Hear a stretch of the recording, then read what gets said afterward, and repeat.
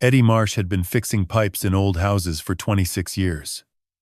He told me later he had crawled under hundreds of kitchen floors across the Shenandoah Valley and never once heard anything like it. A child whimpering beneath the stone, so faint you would miss it if the furnace was running. "Mr. Gallagher," he whispered into the phone, "something is under your floor. Something small. Something alive. And it is crying for you." My daughter-in-law Vanessa had sworn that root cellar was sealed off. Cracked foundation, shifting limestone, too dangerous to enter. But limestone does not cry. Cracked foundations do not beg. And 3-year-old secrets do not stay buried beneath stone forever. I am deeply grateful you are here with me right now. Before we go further, I need to ask you something. Have you ever trusted someone so completely that you stopped measuring what was right in front of you? Drop a comment below and tell me where you are watching from. It helps me know I am not telling this story into empty air. One note. Parts of this narrative have been adjusted for clarity and emotional impact. Any similarities to actual individuals or locations are coincidental, but the lessons here are worth every second of your time. That Wednesday morning had started the way every Wednesday had started since I retired. Quiet. The kind of silence that fills a house when only one person breathes inside it. I stood in the kitchen of our farmhouse on Route 11, outside Staunton, Virginia, the same kitchen where my wife Maggie used to hum hymns while kneading bread on Sunday mornings. The same kitchen where my granddaughter Grace once sat on the counter, legs swinging, watching me shape a limestone block with a chisel and asking why rocks had colors. That was 3 years ago. Grace was 7 then. Full of questions, full of laughter that bounced off these stone walls like birdsong.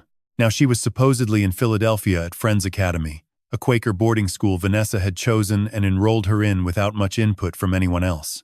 Video calls every Sunday. Report cards every semester. Photos of school concerts and art shows. Everything perfectly normal.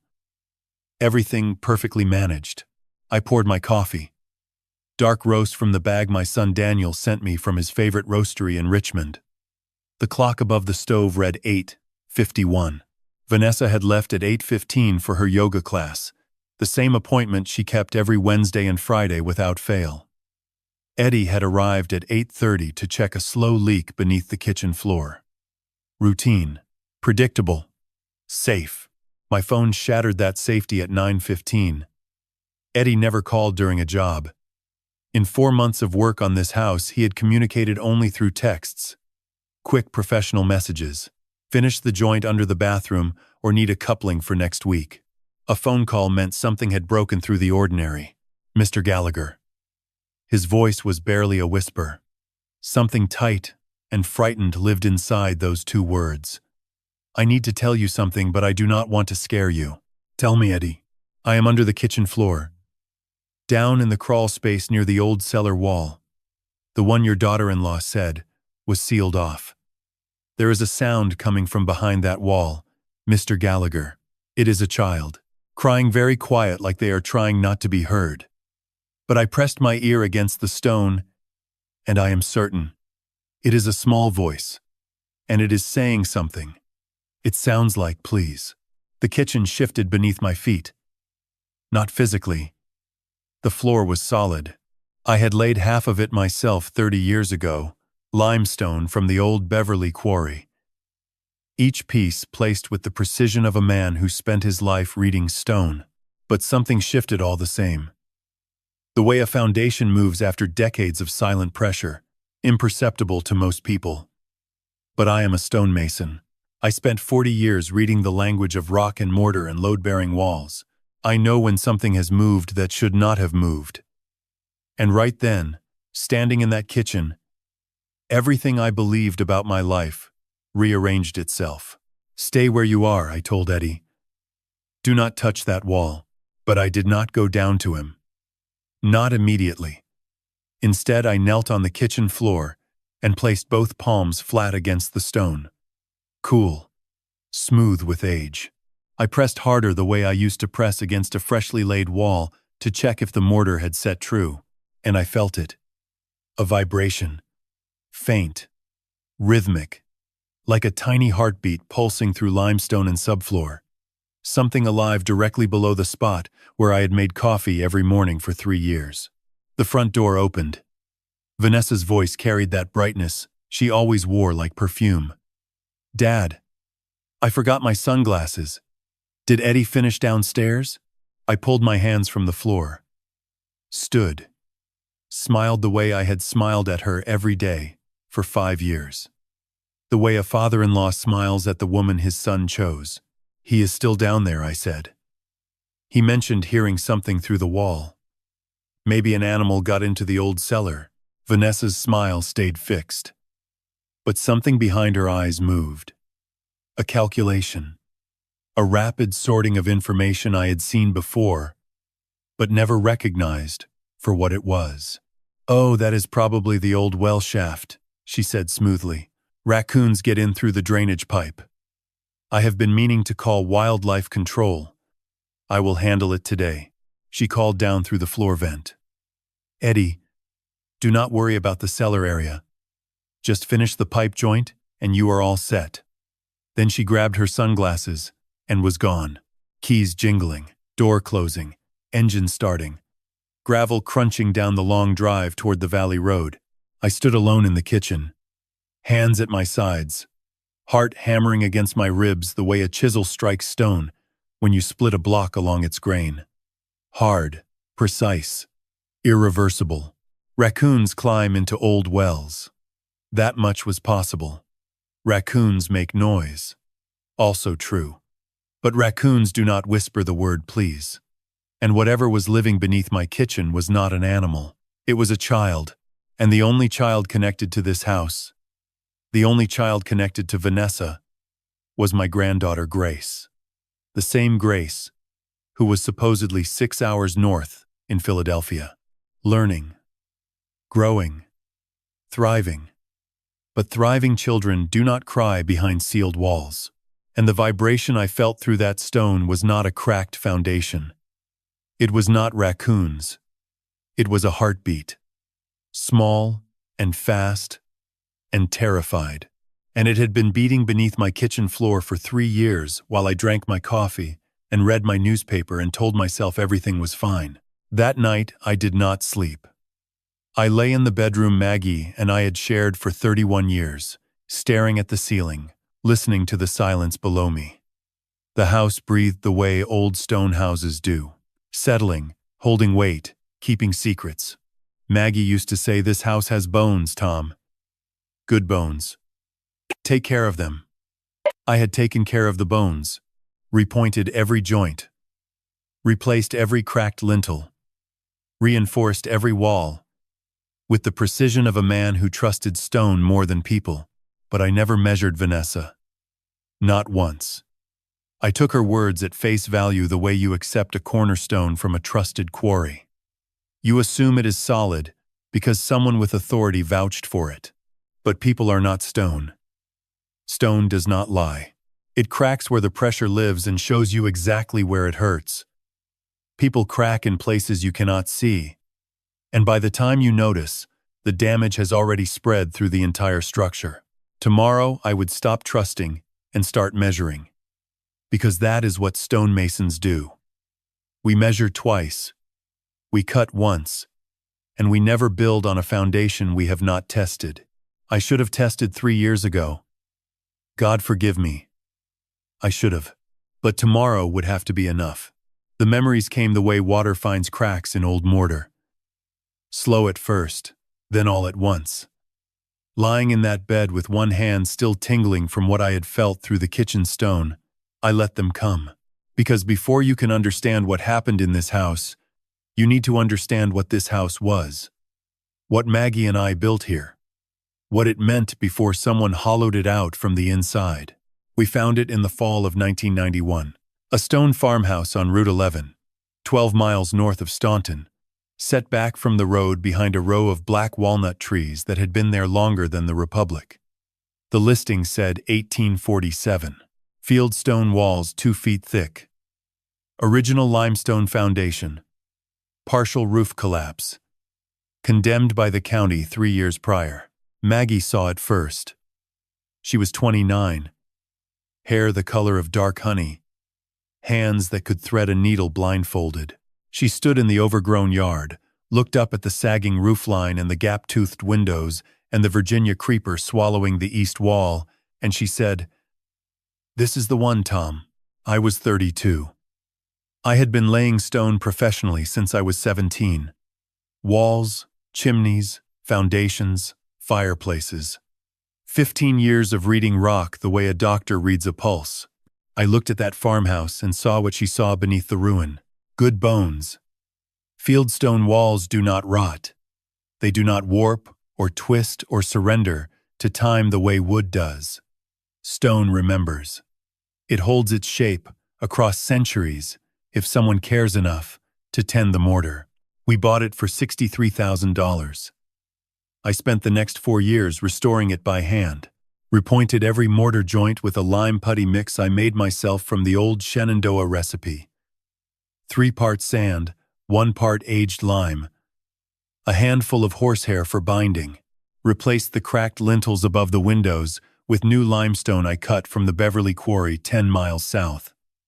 Rebuilt the chimney from the firebox up, fieldstone outside, fire brick inside, the way the original masons had done it 200 years before me. Maggie worked beside me when she was not at her fabric. She pointed out colors in the stone I had not noticed. "This one has iron in it, Tom. See the red? This gray one came from the creek bed. You can still see the water lines." She read stone the way she read people, by feel, by instinct, by some quiet understanding that went deeper than language. The root cellar sat beneath the kitchen, original to the house, cut into the hillside the way valley settlers had done for generations. Cool in summer, stable in winter. I repaired the stone steps in 1993, replaced the old wooden door with a solid oak one I hung on hand-forged iron hinges from a blacksmith in Waynesboro. Maggie claimed it for her fabric and her books. Bolts of cotton, linen, wool stacked on shelves I built against the walls. Boxes of patterns. A shelf of novels and encyclopedias she picked up at estate sales across the county. She called it her vault. The coolest room in the house and the quietest. Upstairs, she built her kingdom. A quilting studio in the back bedroom. South-facing windows for light. A long cutting table I made from sugar maple. And a sewing machine her mother had given her on our wedding day. Maggie quilted the way I laid stone. One piece at a time. Patient. Precise. Every seam measured twice. Every stitch placed with intention. She used to say, "Every quilt tells a story, Tom. Every stitch holds a prayer. You just have to know how to read the pattern." She was right about more things than quilts. Daniel was born in 1994. Our son arrived on a Tuesday in March with lungs that could rattle every window in the house and fists the size of walnuts. He grew up in these rooms the way a tree grows in good soil, playing in the yard while I rebuilt the garden wall, sitting on Maggie's lap while she guided fabric through the machine, his small hands reaching for the colored scraps like they were candy. He was a good boy, quiet like me, careful with his hands. He went to the University of Virginia for pre-med, then to Virginia Commonwealth for his residency. Became a surgeon at a hospital in Richmond. Married Vanessa Collins in 2014. She was smart, organized, articulate. Planned their wedding in 4 months without a single detail out of place. Every vendor on schedule. Every flower in its designated arrangement. Every photograph composed. Maggie sat beside me at the reception and watched Vanessa work the room. Smiling, shaking hands, remembering every name. Laughing at every joke with a warmth that felt calibrated rather than felt. "She smiles like someone who practiced in a mirror," Maggie said quietly. Her fingers were tracing the edge of her napkin the way they traced fabric when she was measuring a cut. Not in front of one, in front of several. Until she found the smile that worked best. I told her she was being unfair. Daniel loved Vanessa. That was enough. Maggie looked at me with those steady gray eyes and said, Love is not the same as measurement, Tom. You can love a wall and still not know if the foundation is sound. I did not listen. That was the first measurement I failed to take. Grace Eileen Gallagher was born on October 14th, 2015. 6 pounds, 11 ounces. A full head of dark hair and eyes that opened wide the moment the nurse placed her under the light, as if she had arrived already looking for something. Maggie held her in the hospital room while Daniel slept in the chair and Vanessa recovered from the delivery. I stood by the window watching my wife cradle our granddaughter against her chest, humming a hymn I did not recognize. Maggie had been working on something for months. She would not let me see it. She kept the studio door closed, the machine running late into the evening, fabric scraps piling in the wastebasket like autumn leaves. On the night Grace was born, she pulled it from her bag and unfolded it across the hospital bed. A quilt. Small enough for a crib. White cotton with a border of pale yellow stars. Each one hand-stitched with thread so fine it caught the fluorescent light like gold wire. In the center, embroidered in Maggie's careful script, a single line, "For Grace, who will always find the light." I looked at that quilt and then at my wife and then at my granddaughter asleep against Maggie's chest, and I thought, this is what we built. Not the walls. Not the chimney. Not the stone I had spent 4 years laying by hand. This, a family wrapped in a quilt made by a woman who believed every stitch was a prayer. I had no idea that 3 years later, that quilt would be the only thing standing between my granddaughter and the darkness. That Grace would wrap it around her shoulders every night in a room beneath my kitchen floor and hold it the way a drowning person holds a rope. That the stars Maggie stitched would be the first stars Grace ever tried to copy with a needle of her own, over and over. One for every day she spent underground. 1,095 stars. But that part of the story has not arrived yet. Not for another 20 pages. Not for another 3 years of silence I should have heard, and did not. Grace spent the first 4 years of her life learning the world through touch. She touched everything. Leaves, bark, the cold surface of rain puddles, the rough weave of Maggie's quilts, the warm dust that settled on my workbench after a day of cutting stone. She came to my workshop every Saturday while Daniel and Vanessa drove in from Richmond, and she would sit on the old oak stool Maggie had padded with a folded quilt and watch me work. Not fidgeting. Not asking to leave.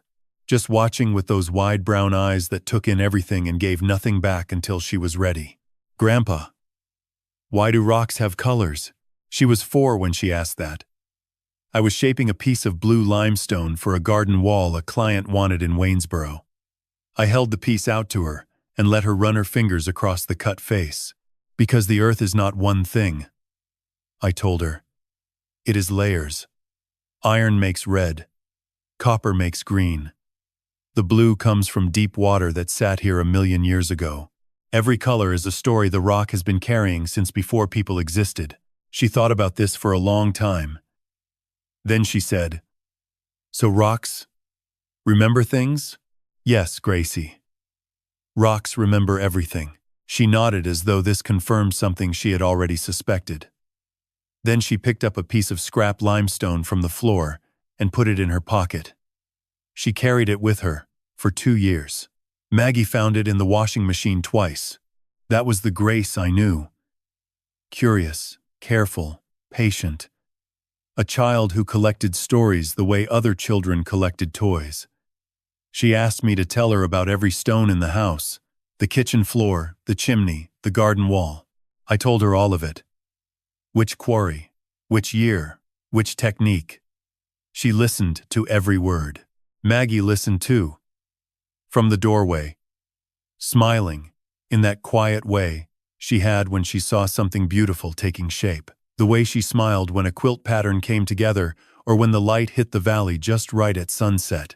She told me once, watching Grace trace the mortar lines on the kitchen floor with her fingertip, "That child has your hands, Tom. She reads the world through her fingers." Then Maggie got sick. Parkinson's takes the hands first. That was the cruelest part. The tremor started in her left hand in the spring of 2019. small at first. A vibration in her fingers when she held her coffee cup, then it moved into her right hand, and the needle became impossible. The thread would not stay. The fabric slipped.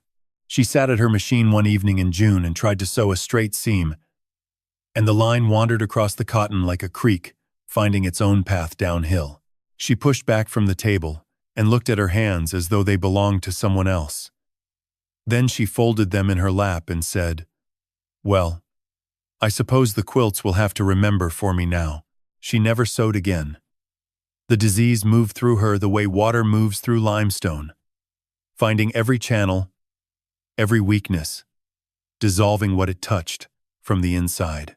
By autumn, she was in a hospital bed in our living room, the same room where I had rebuilt the fireplace in 1992, the same room where Daniel took his first steps. Her hand in mine felt like paper. "Take care of our family, Tom."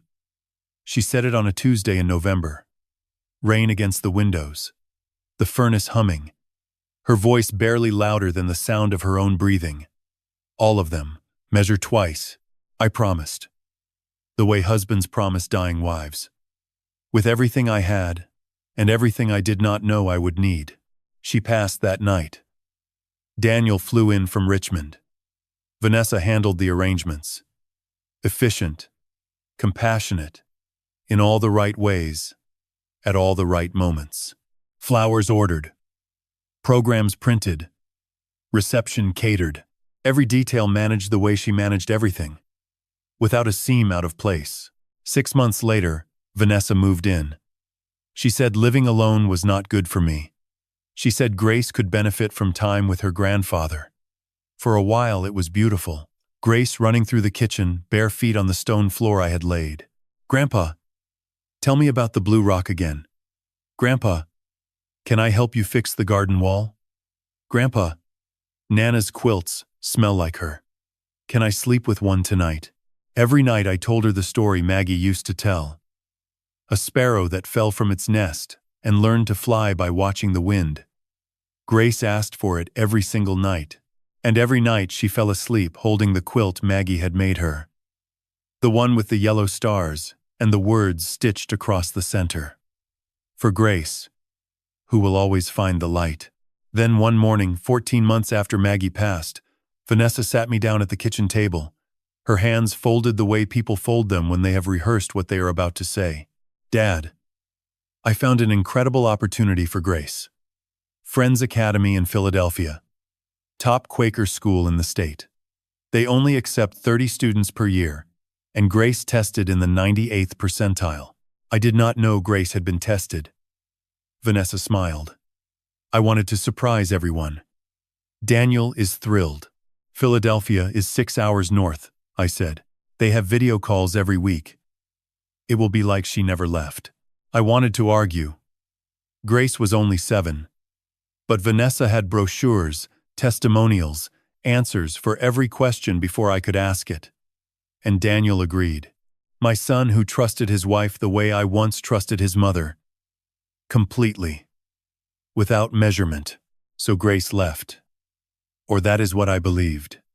Vanessa drove her north on a Sunday in March.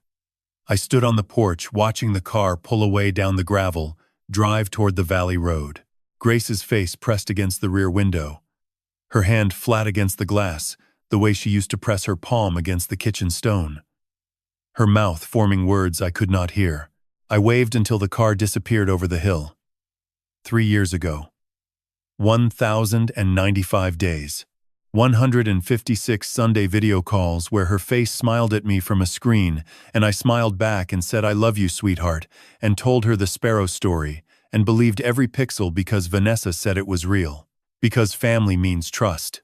Because Maggie's voice in my memory kept whispering, "Measure twice, Tom." And I kept thinking, she meant the stone. She did not mean the stone. 3 years of making coffee every morning on a floor that held my granddaughter beneath it. 3 years of reading my newspaper 6 feet above a child who pressed her ear against the ceiling, to hear me pour the water and pull out the chair and sit down.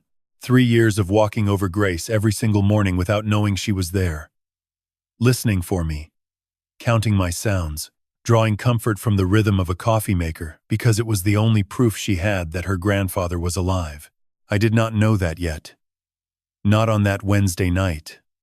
But the vibration I had felt through the kitchen stone was already telling me something my mind had not caught up to. Stone remembers everything, and the stone beneath my feet had been remembering a heartbeat I should have felt 3 years ago. Thursday morning, I stood in the kitchen with a cup of coffee I was not drinking, and eyes that were no longer looking at a floor, they were reading it. The way I had read stone for 40 years.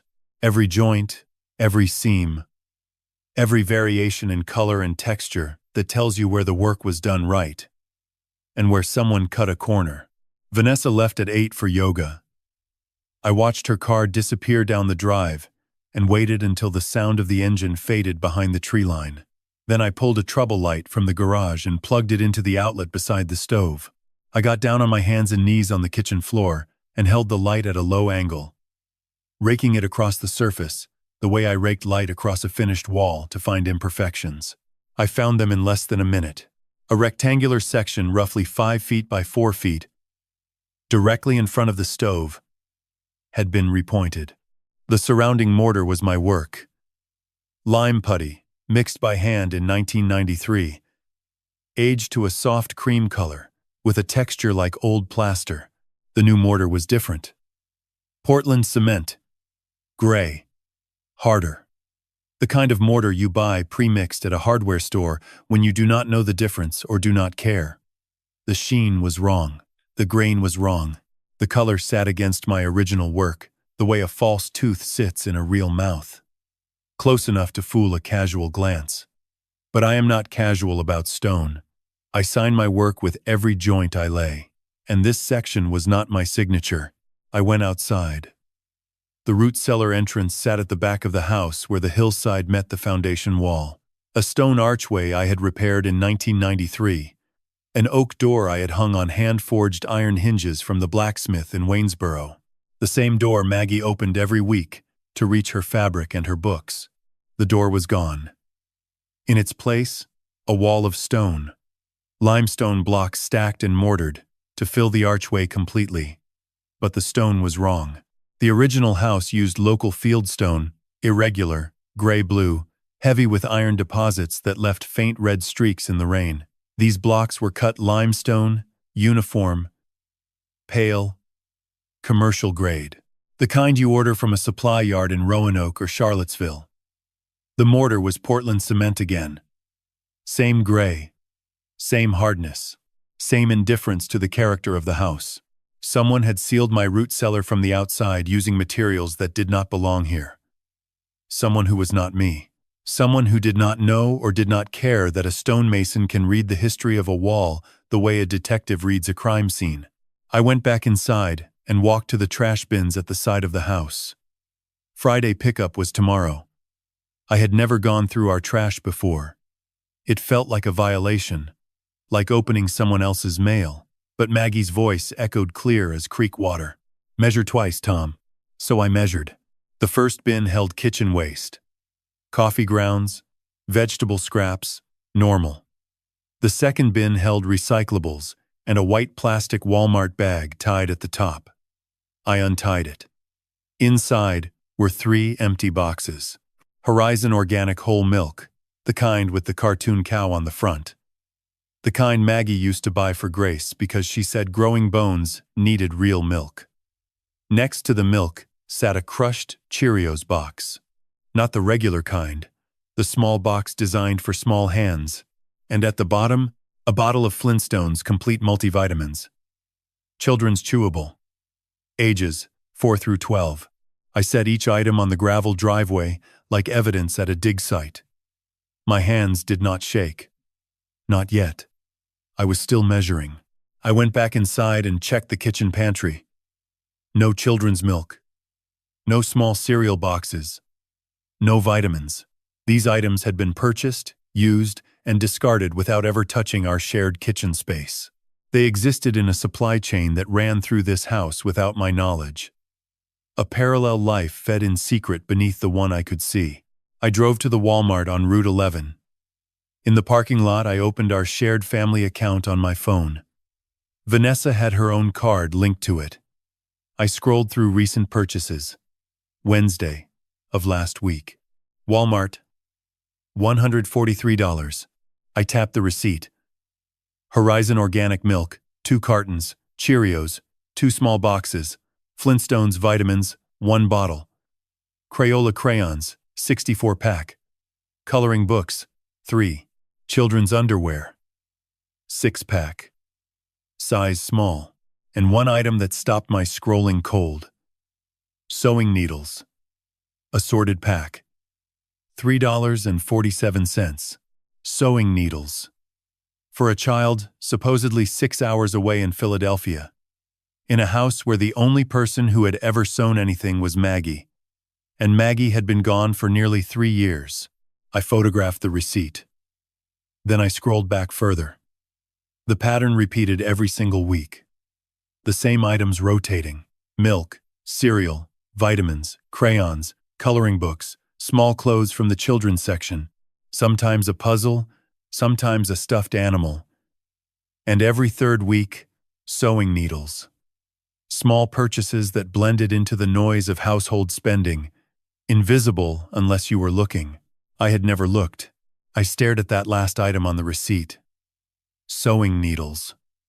My granddaughter had been given needles and thread in a sealed room that still held Maggie's quilts on its shelves. A child taught by her grandmother to love fabric, given the tools to continue that love underground. The thought should have broken me.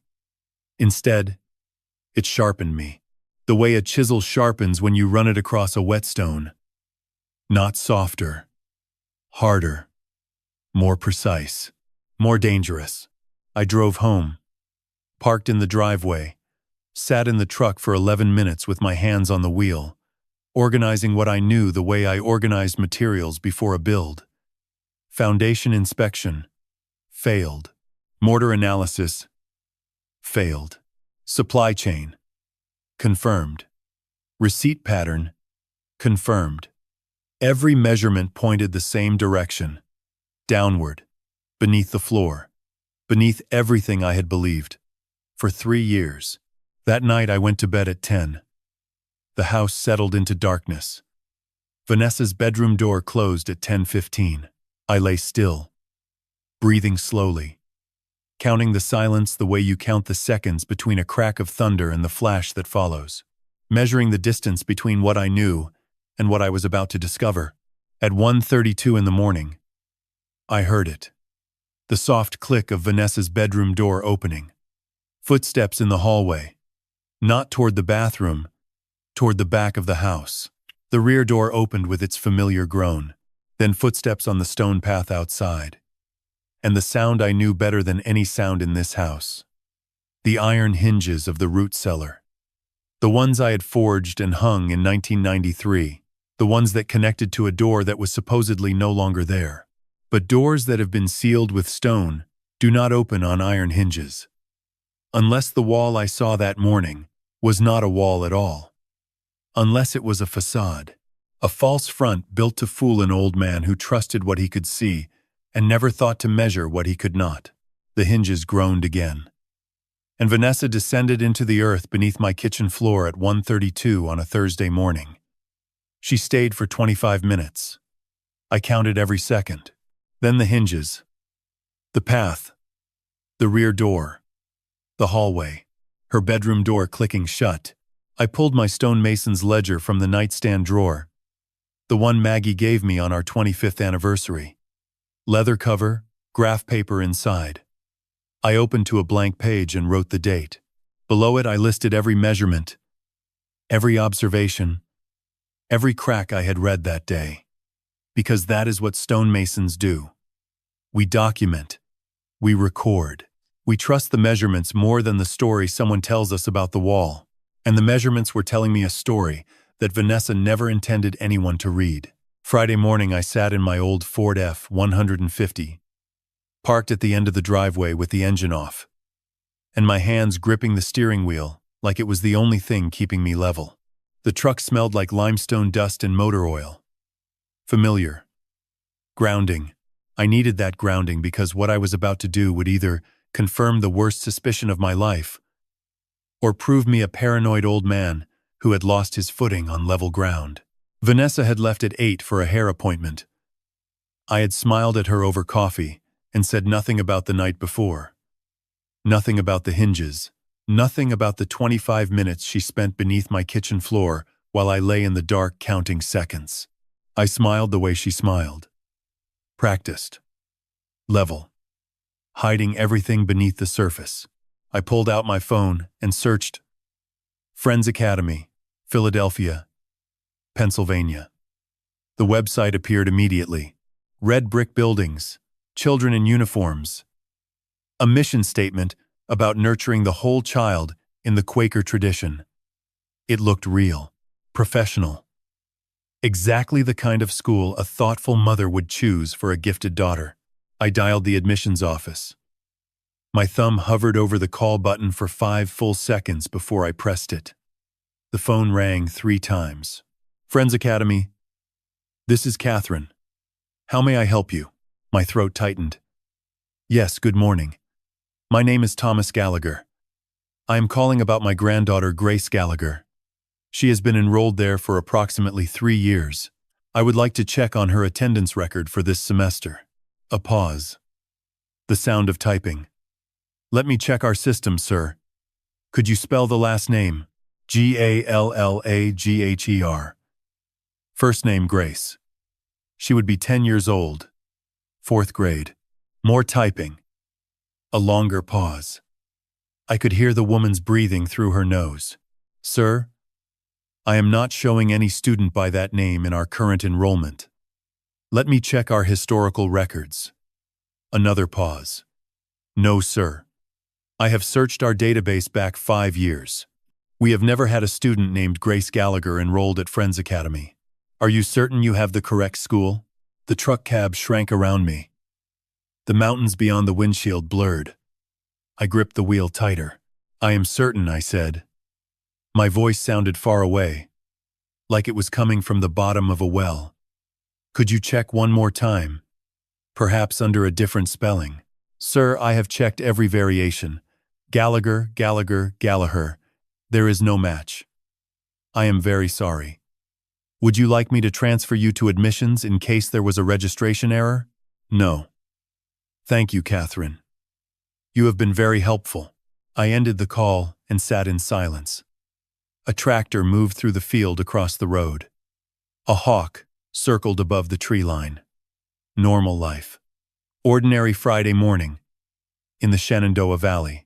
And I was sitting in my truck discovering that my granddaughter had never existed in the place I had believed she was living for 3 years. I searched 2 more schools. Germantown Friends in Philadelphia, Westtown School in Westchester. Names Vanessa had mentioned casually over the years. Oh, Grace's friend goes to Germantown Friends. Westtown was our second choice. I called both. Neither had ever enrolled a Grace Gallagher. Then I opened my photos. Every month, Vanessa sent pictures to our family group chat. Grace at a school play. Grace at a science fair. Grace with friends at what appeared to be a school cafeteria. I selected the most recent one. Grace standing in front of a stone building with a blue banner reading, Academic Excellence Day. I opened Google on my phone and navigated to reverse image search. Uploaded the photo. The results appeared in 4 seconds. The stone building was not Friends Academy. It was a stock photograph available on 3 different websites. Royalty-free. $5 to download. The banner had been digitally edited. The original image showed a different school name in a different state. I checked a second photo. Grace at a science fair. The background tables, the poster displays, the gymnasium lighting, all stock, all purchased from the same photography website, all edited to look like they belonged to Friends Academy. My hands finally shook.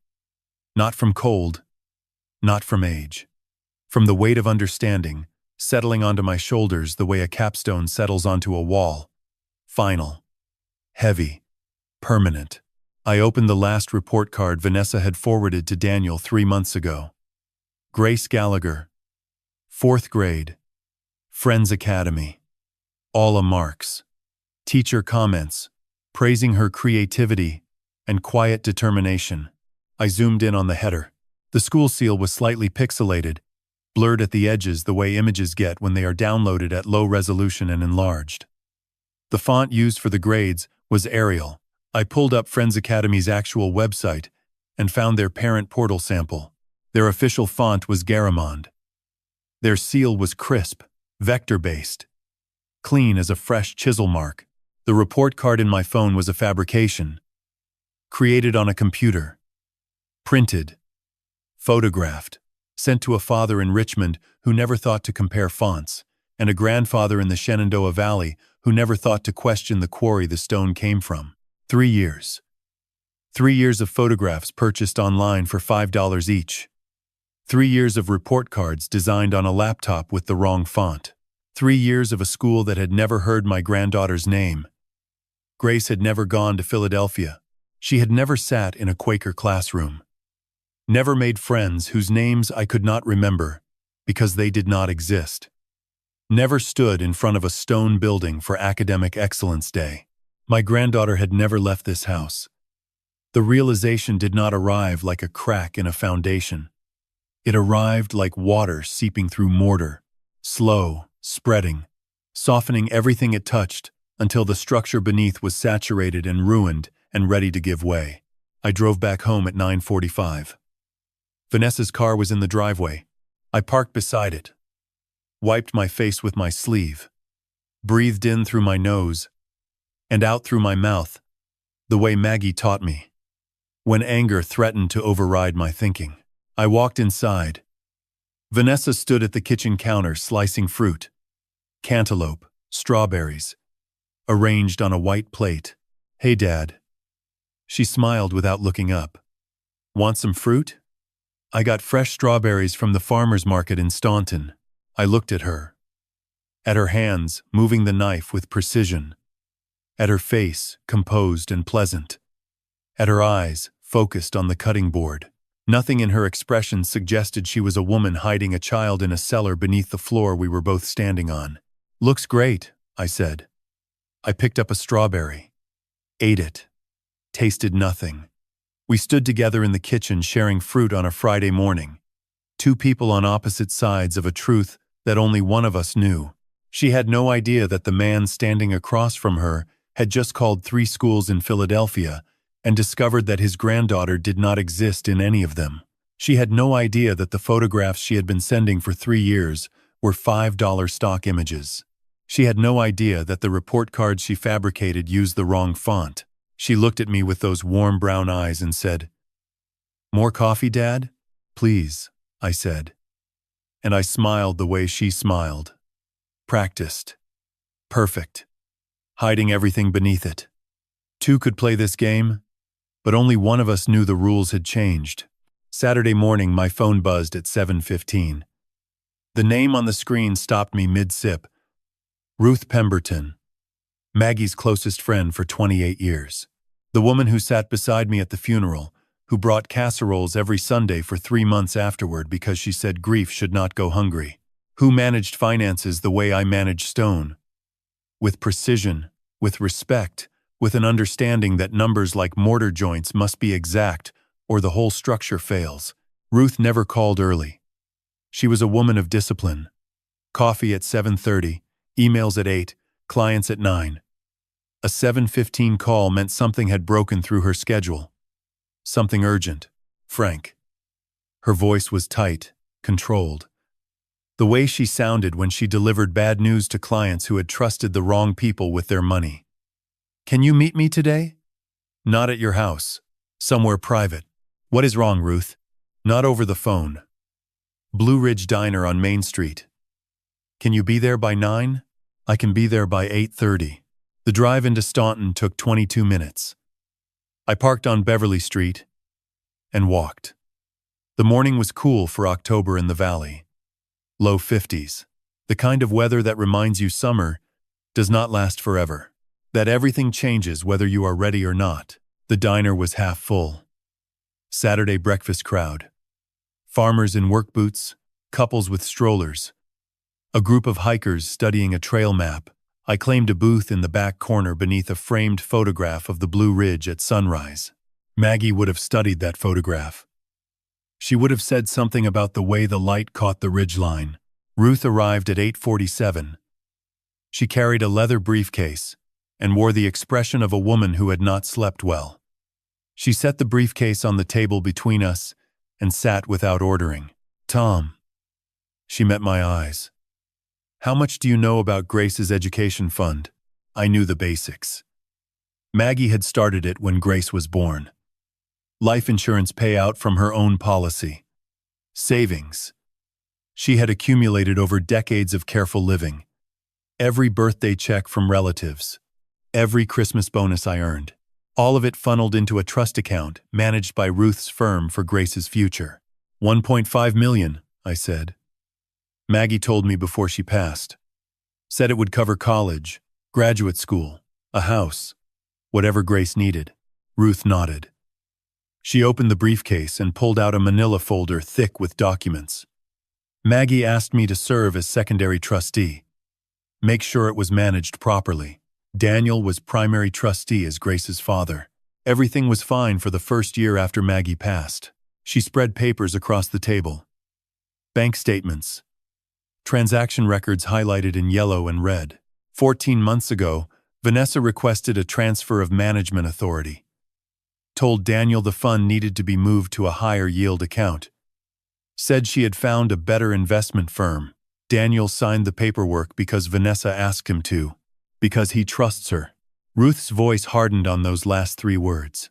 Once she had sole access, the withdrawals started. She slid a spreadsheet toward me. Look at this. I looked. The numbers marched down the page in a column of devastation. April, 70,000. May, 90,000. June, 120,000. July, 85,000. The pattern continued month after month, relentless. Accelerating, 1.1 million. Ruth said quietly. Gone in 18 months. Only 400,000 remains. The diner noise faded. The conversations, the clinking forks, the child laughing at a nearby table. All of it dissolved into a low hum behind Ruth's voice. Where did it go? I asked. Though some part of me already suspected the answer would be worse than simple theft. Ruth pulled out a second document.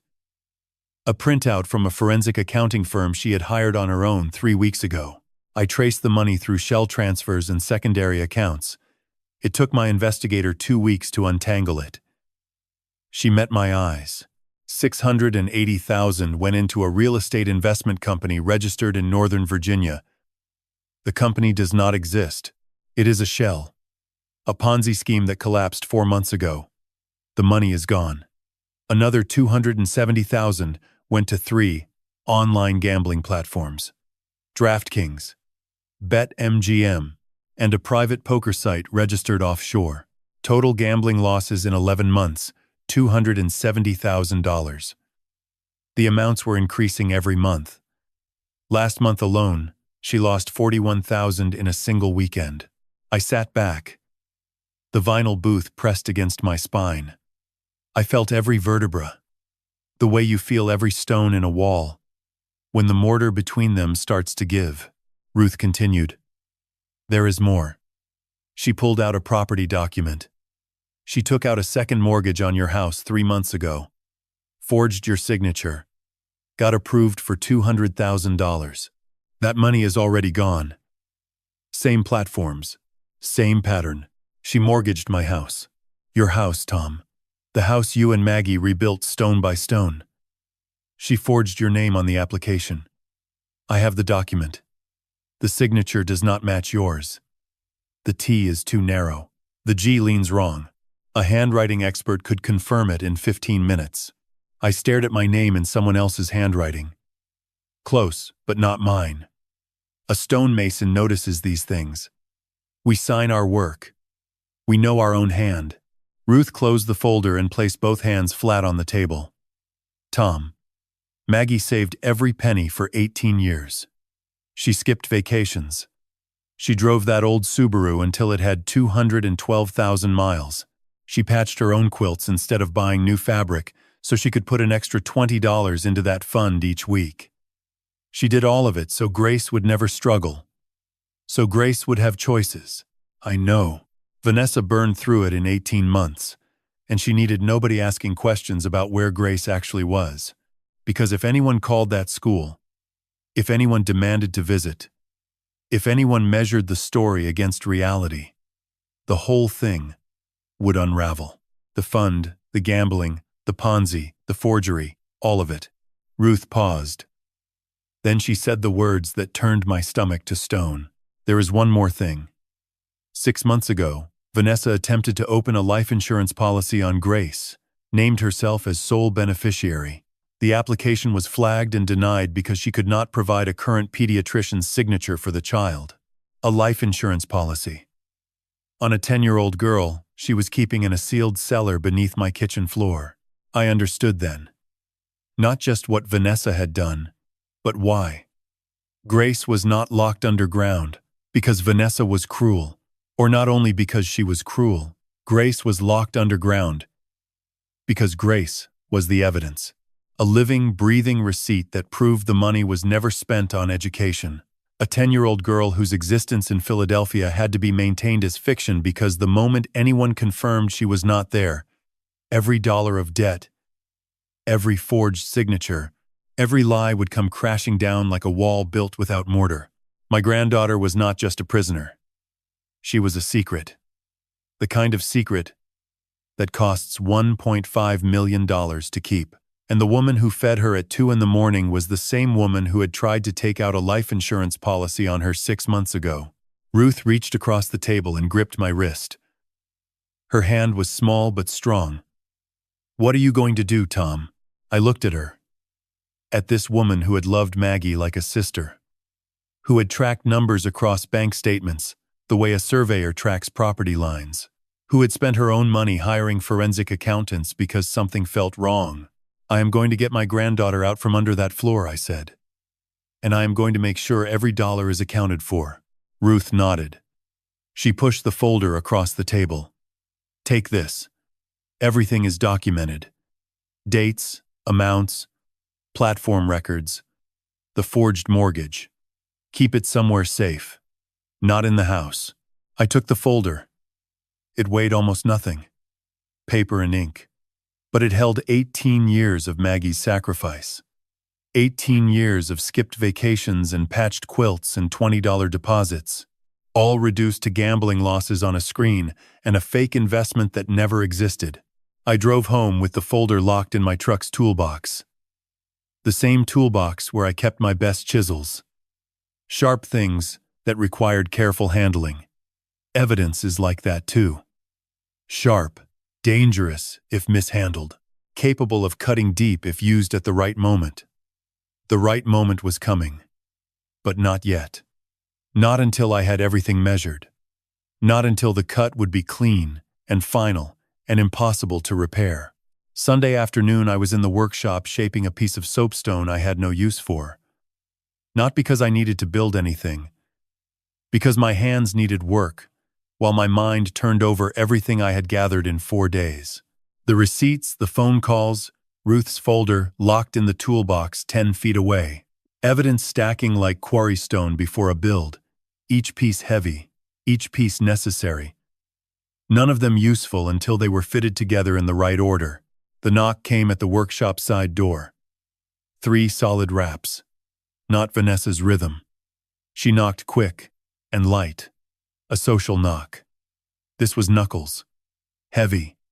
Deliberate. Earl Whitfield stood on the other side, holding a tablet against his chest, like a man holding a diagnosis he did not want to read aloud. His face was gray.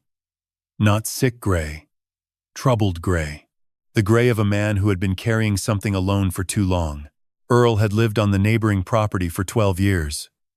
68 years old. Retired Virginia Department of Game and Inland Fisheries after 31 years. Solid man. Quiet man. The kind of neighbor who plowed your driveway in February without being asked and never mentioned it afterward.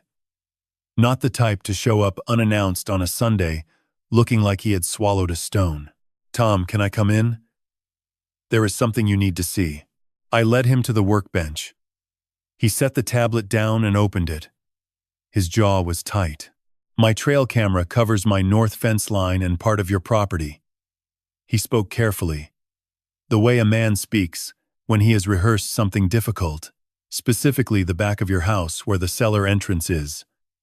"I have had it running for 2 years. Deer surveys mostly. Never thought much about what it picked up from your side until about 6 months ago when I noticed a pattern." He tapped the screen. "Night vision. Green-gray image." The frame showed the stone archway of the root cellar entrance, the hillside behind it, and part of the back path from the house. "This is from last Tuesday. 1:51 in the morning." He pressed play. A figure appeared on the path. Vanessa. Unmistakable, even in the grainy footage. She carried a tray covered with a cloth, walked quickly to the cellar entrance, paused at the archway, the sound of something heavy sliding, stone against stone, and then she slipped inside. The archway went dark. Earl fast-forwarded. 23 minutes. Vanessa emerged. No tray. She walked back to the house and disappeared. Every night, Tom. Sometimes twice. For 6 months straight. Always between 11 and 3 in the morning. Always carrying something. Food, bags, laundry. He swiped through video after video. Different dates. Same pattern. She comes back up with trash bags. Small ones. Like bathroom waste. Then Earl paused. His finger hovered over one file. He looked at me with something close to pain. "This one is from October 14th. 2:37 in the morning. October 14th. Grace's birthday. She would have turned 10. He pressed play.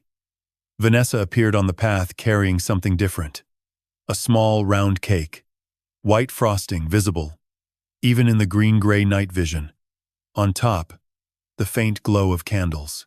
Small flames flickering against the dark October air. She walked carefully, slowly, protecting the candles from the breeze the way you protect a flame you have lit for someone you do not want the world to know exists. She reached the archway, paused, slid the stone, and descended.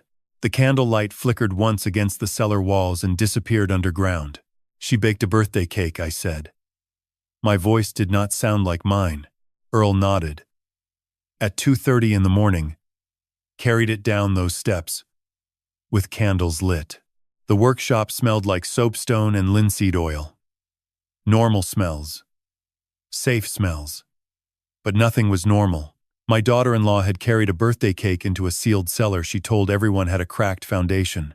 A cellar holding a child who was supposed to be in Philadelphia. 3 birthdays, I whispered. She turned 8, 9, and 10 down there. Earl set the tablet down. He rubbed the back of his neck, the way men do when they are trying to hold something inside that wants to come out. "One more thing, Tom. September 3rd. 3:18 in the morning." He pressed play. The cellar entrance was still. Nothing moved for 12 seconds. Then the camera caught something at the edge of the frame. A small window set into the foundation wall, half hidden by the hillside. Barely 18 inches across. For 3 seconds, movement behind the glass. Quick. Small. A child's silhouette. Hands flat against the window. Face pressed close, looking out into the dark. Then gone. Pulled back. As if someone called them away from the inside. Or as if the child knew they were not supposed to be seen. I gripped the workbench. Knuckles white against the oak. "I saw that live," Earl said. 3 in the morning on my phone. He exhaled hard through his nose. "I almost called you right then. Almost called the sheriff. But I talked myself out of it. Told myself it was a shadow. A reflection. The mind seeing what it wants to see in night vision footage at 3 in the morning. I wanted it to be nothing, Tom. Because the alternative was something I did not know how to carry." "Why now?" I asked. "Because Wednesday, I saw your plumber leave in a hurry looking shaken. Thursday, your kitchen light stayed on until 3 in the morning. I realized you were already looking. He met my eyes. I should have come 6 months ago. I failed you. I failed that little girl. You are here now. I said. That matters. He pulled a USB drive from his shirt pocket and placed it on the workbench beside the soapstone I had been shaping for no reason. 187 files. Time-stamped. Dated. Organized by week. I picked up the drive. Lighter than a pebble, but holding 6 months of evidence. 6 months of Vanessa descending into the earth beneath my kitchen. 3 birthday cakes carried underground. 1 small silhouette pressing hands against glass at 3 in the morning. 3 birthdays. 3 cakes nobody sang over. 3 sets of candles blown out in silence, in a sealed cellar 6 feet below a kitchen, where a grandfather made coffee every morning, and never once looked down. She must have wished. Children always wish when they blow out candles. Even in the dark. Even alone. Even when the only witness is a teddy bear, named after a grandmother, who would have torn that door off its hinges with her bare hands. And standing in that workshop with Earl's USB drive in my palm, I made a wish of my own. That every candle Grace blew out alone beneath that stone floor carried the same prayer. That someone would come, that someone would find her, that someone would open that cellar for a reason other than delivering food and collecting waste. I was going to be that someone. The evidence was nearly complete. The stone was almost ready to cut. 1 more measurement. 1 more piece. And then the wall Vanessa had built to hide my granddaughter would come down the way all false walls come down. Not with a crack. With a collapse. Total. Final. Irreversible. Monday night the house was dark except for the glow of my laptop screen. Vanessa had gone to bed at 10:15. Her door clicked shut the way it always did. Soft. Precise. The sound of a woman who controlled every detail of her environment down to the way she closed a door. I waited 30 minutes. Then I opened the folder labeled Family Videos on the shared drive Vanessa maintained for our household. 3 years of Sunday video calls. Neatly organized by date. Vanessa always recorded them. For memories, she said. So Grace can look back someday and see how much we loved her. Even from far away. At the time it seemed thoughtful. A kind gesture from a caring mother preserving her daughter's connection to family. Now it seemed like evidence she never expected anyone to examine closely. Because no one examines a gift they believe was given in love.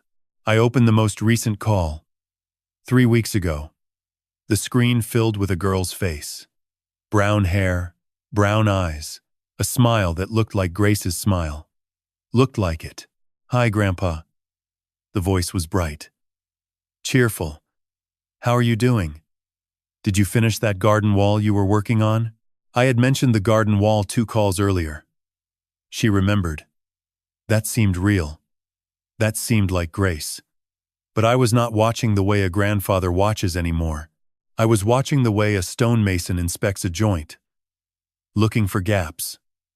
Misalignment. The places where things do not quite meet flush. I played the video again. This time, I watched her eyes. They moved. They blinked. They tracked, left and right, as if following thought. But there was something wrong. A micro delay. The blink came a fraction of a second after she finished a sentence. Not before. Not during. After. Every time. Like a programmed response rather than an involuntary reflex. Like a clock whose escapement is a half-beat off rhythm. You would never notice, unless you had spent your life listening to mechanisms, counting beats, measuring the space between tick and talk. I opened a call from 6 months ago. Same pattern. Blink after sentence. Never during. I opened one from a year ago. Same. 2 years ago. Same. The pattern was consistent across 3 years of recordings. Not random. Not natural. Mechanical. Then I opened a real video. One from before Grace supposedly left for Philadelphia. Her 7th birthday party. Maggie held the camera while Grace blew out candles on a chocolate cake in our kitchen. In that video, Grace blinked constantly, mid-sentence, mid-laugh, mid-bite of frosting. Random, natural, human. The way real children blink because their nervous systems have not learned to control it. Unpredictable, messy, alive. The girl on the Sunday calls did not blink like a child. She blinked like a program told to blink. I looked closer at the background. Every Sunday call showed the same scene behind Grace's face. A beige wall. A bookshelf to the left. A window with white curtains to the right. Consistent lighting. Never a shadow out of place. Never a change in the angle of sunlight. Never the slight shift that happens when a real person sits in a real room on a real Sunday evening, with the sun moving across the sky. The background was static, fixed, like a painted backdrop on a theater stage, like a veneer of marble glued over concrete. I paused the most recent call and zoomed in on the bookshelf. The spines of the books were blurred, not out of focus the way objects get when a camera prioritizes a face in the foreground, blurred the way images get when they are artificially rendered at low resolution. No titles visible, no texture, just colored rectangles meant to suggest books without actually being books. A wall that looked like a wall, but had no weight behind it. I opened my phone browser and searched deepfake detection tools. Several options appeared. I downloaded one called Sensity, uploaded a 30-second clip from the most recent Sunday call, Grace talking about a math project. The analysis took 40 seconds. A progress bar moved across the screen like a slow fuse burning towards something I already knew was going to explode. Then, the result appeared in red text. High probability of synthetic media.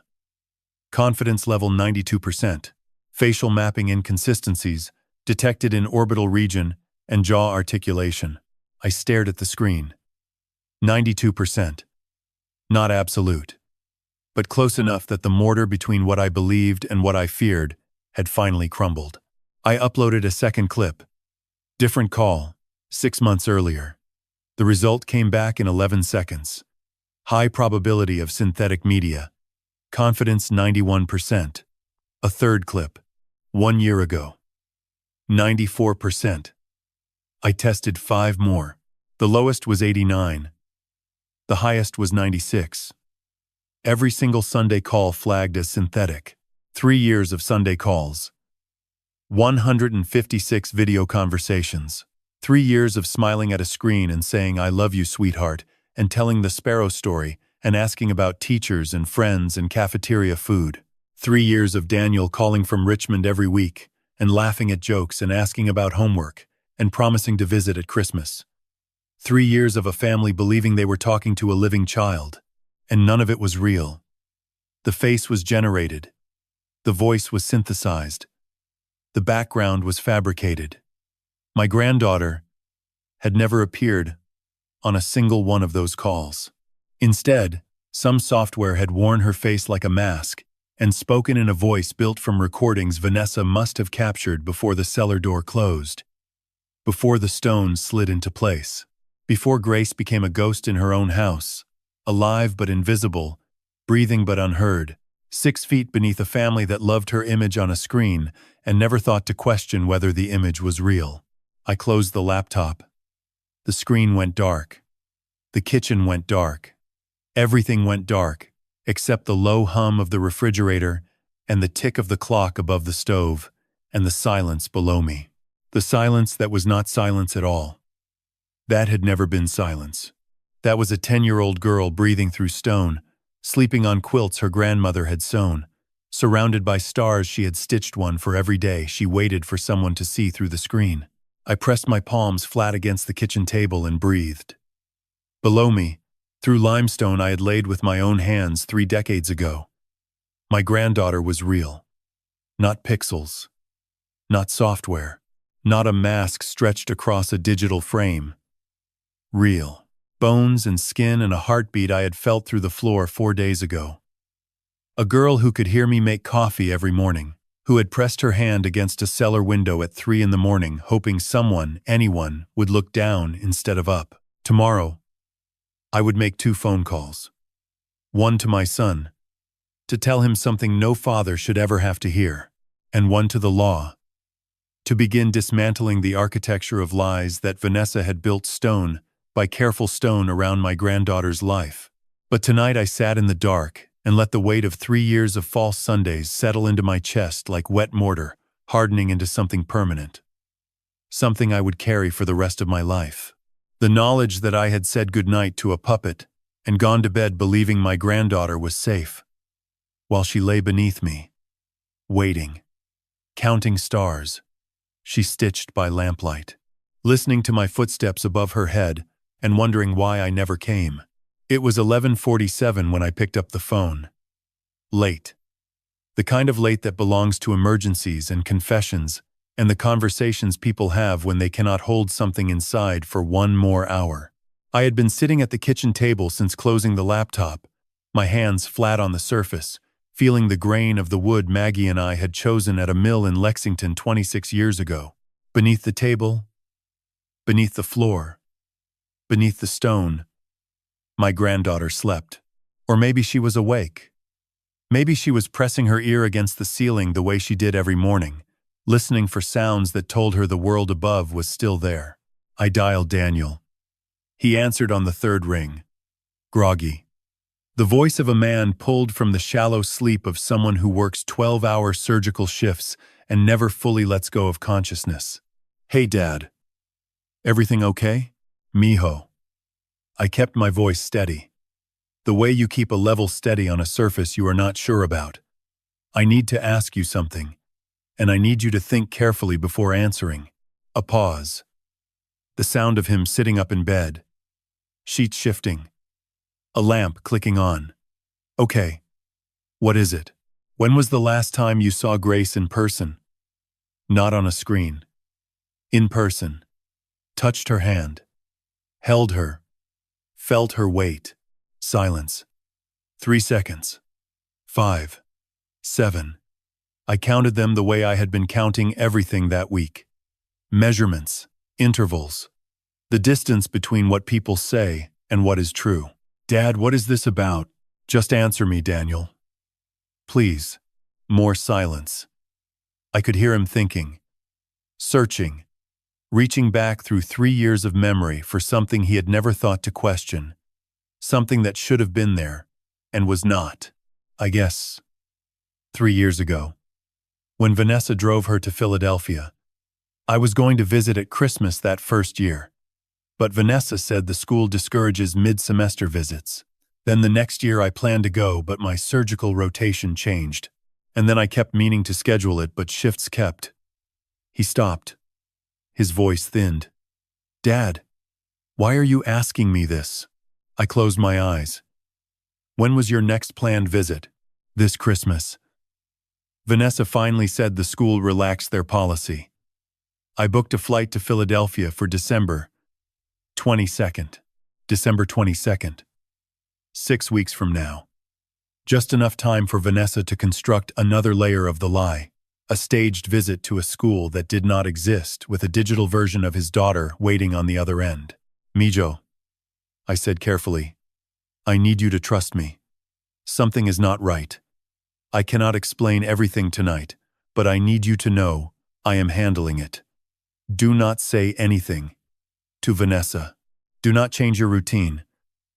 Do not call the school. Do not ask questions. Can you do that for me? Dad. His voice cracked on the single syllable. You are scaring me. I know. Trust me. The way you trusted your mother. Silence. Then quietly. The way stone settles when the weight above it shifts. Okay, Dad. I trust you. The call ended. I sat in the kitchen holding the phone against my ear even after the screen went dark. The way you hold a tool after the work is done. Not because you need it, but because your hands do not know what else to do. I dialed one more number. Detective Diane Walsh. Ruth had given me her card 2 days ago. Special Victims Unit. Augusta County Sheriff's Office. 18 years. A woman who understood what sealed doors and hidden children meant, who had spent nearly 2 decades measuring the distance between what families showed the world and what they buried beneath it. She answered on the second ring despite the hour. Her voice was alert, clear, the voice of someone who expected late calls and treated each one as if it might be the one that mattered most. Detective Walsh. This is Thomas Gallagher. Ruth Pemberton gave me your name. I have evidence of a child being held against her will in my home. Financial fraud, forged documents, and fabricated video that will require your forensic team to verify. A pause. Not hesitation. Assessment. The pause of a professional calculating the weight of what she had just been told. Tell me everything, Mr. Gallagher. I did. Every piece. Every measurement. Every crack in the foundation that had led me here. The plumber's call. The mortar that did not match. The receipts. The midnight visits. The schools that had never heard Grace's name. The photographs purchased for $5. The report cards printed in the wrong font. Ruth's folder documenting $1.1 million drained from an 18-year trust. Earl's USB drive holding 6 months of night vision footage. And the deepfake analysis showing 92% probability that every Sunday call for 3 years was synthetic media. I laid it out the way I would lay out materials before a build. Each piece in order, each measurement documented. No gaps. No guesses. Only stone. Walsh listened without interrupting. When I finished, the line was quiet for 4 seconds. Then she said 2 words that carried more weight than a cornerstone. We are coming, she told me Wednesday morning. 7 a.m. Warrant signed by Judge Harrison. Officers present. Forensics team. Everything legal. Everything documented. Nothing that a defense attorney could use to claim contamination or coercion. Do not approach the cellar, Mr. Gallagher. Do not confront your daughter-in-law. Do not change anything in the house. Can you give me 36 more hours? I can give you 36 hours, I said. But not 37. Understood. The call ended. I set the phone on the table and pressed both palms against the wood. Below the wood, the stone. Below the stone, the earth. Below the earth, Grace. 2 calls. One to my son, to break something in him that would take years to rebuild. One to a detective, to begin dismantling the structure Vanessa had built around my granddaughter's life. Both necessary. Both irreversible, like setting a chisel against stone and striking. Once the blow lands, the crack runs where it runs. You cannot take it back. You can only make sure you aimed true. Tuesday passed the way a held breath passes. Slow. Heavy. Counted. I made coffee in the morning and sat at the table and read a newspaper I did not absorb. Vanessa moved through the house the way she always did. Bright. Efficient. Smiling. She asked if I wanted lunch. I said yes. She made sandwiches. We ate together on the stone floor of a kitchen that held a child beneath it, and I smiled and said thank you and counted the hours. 18 hours.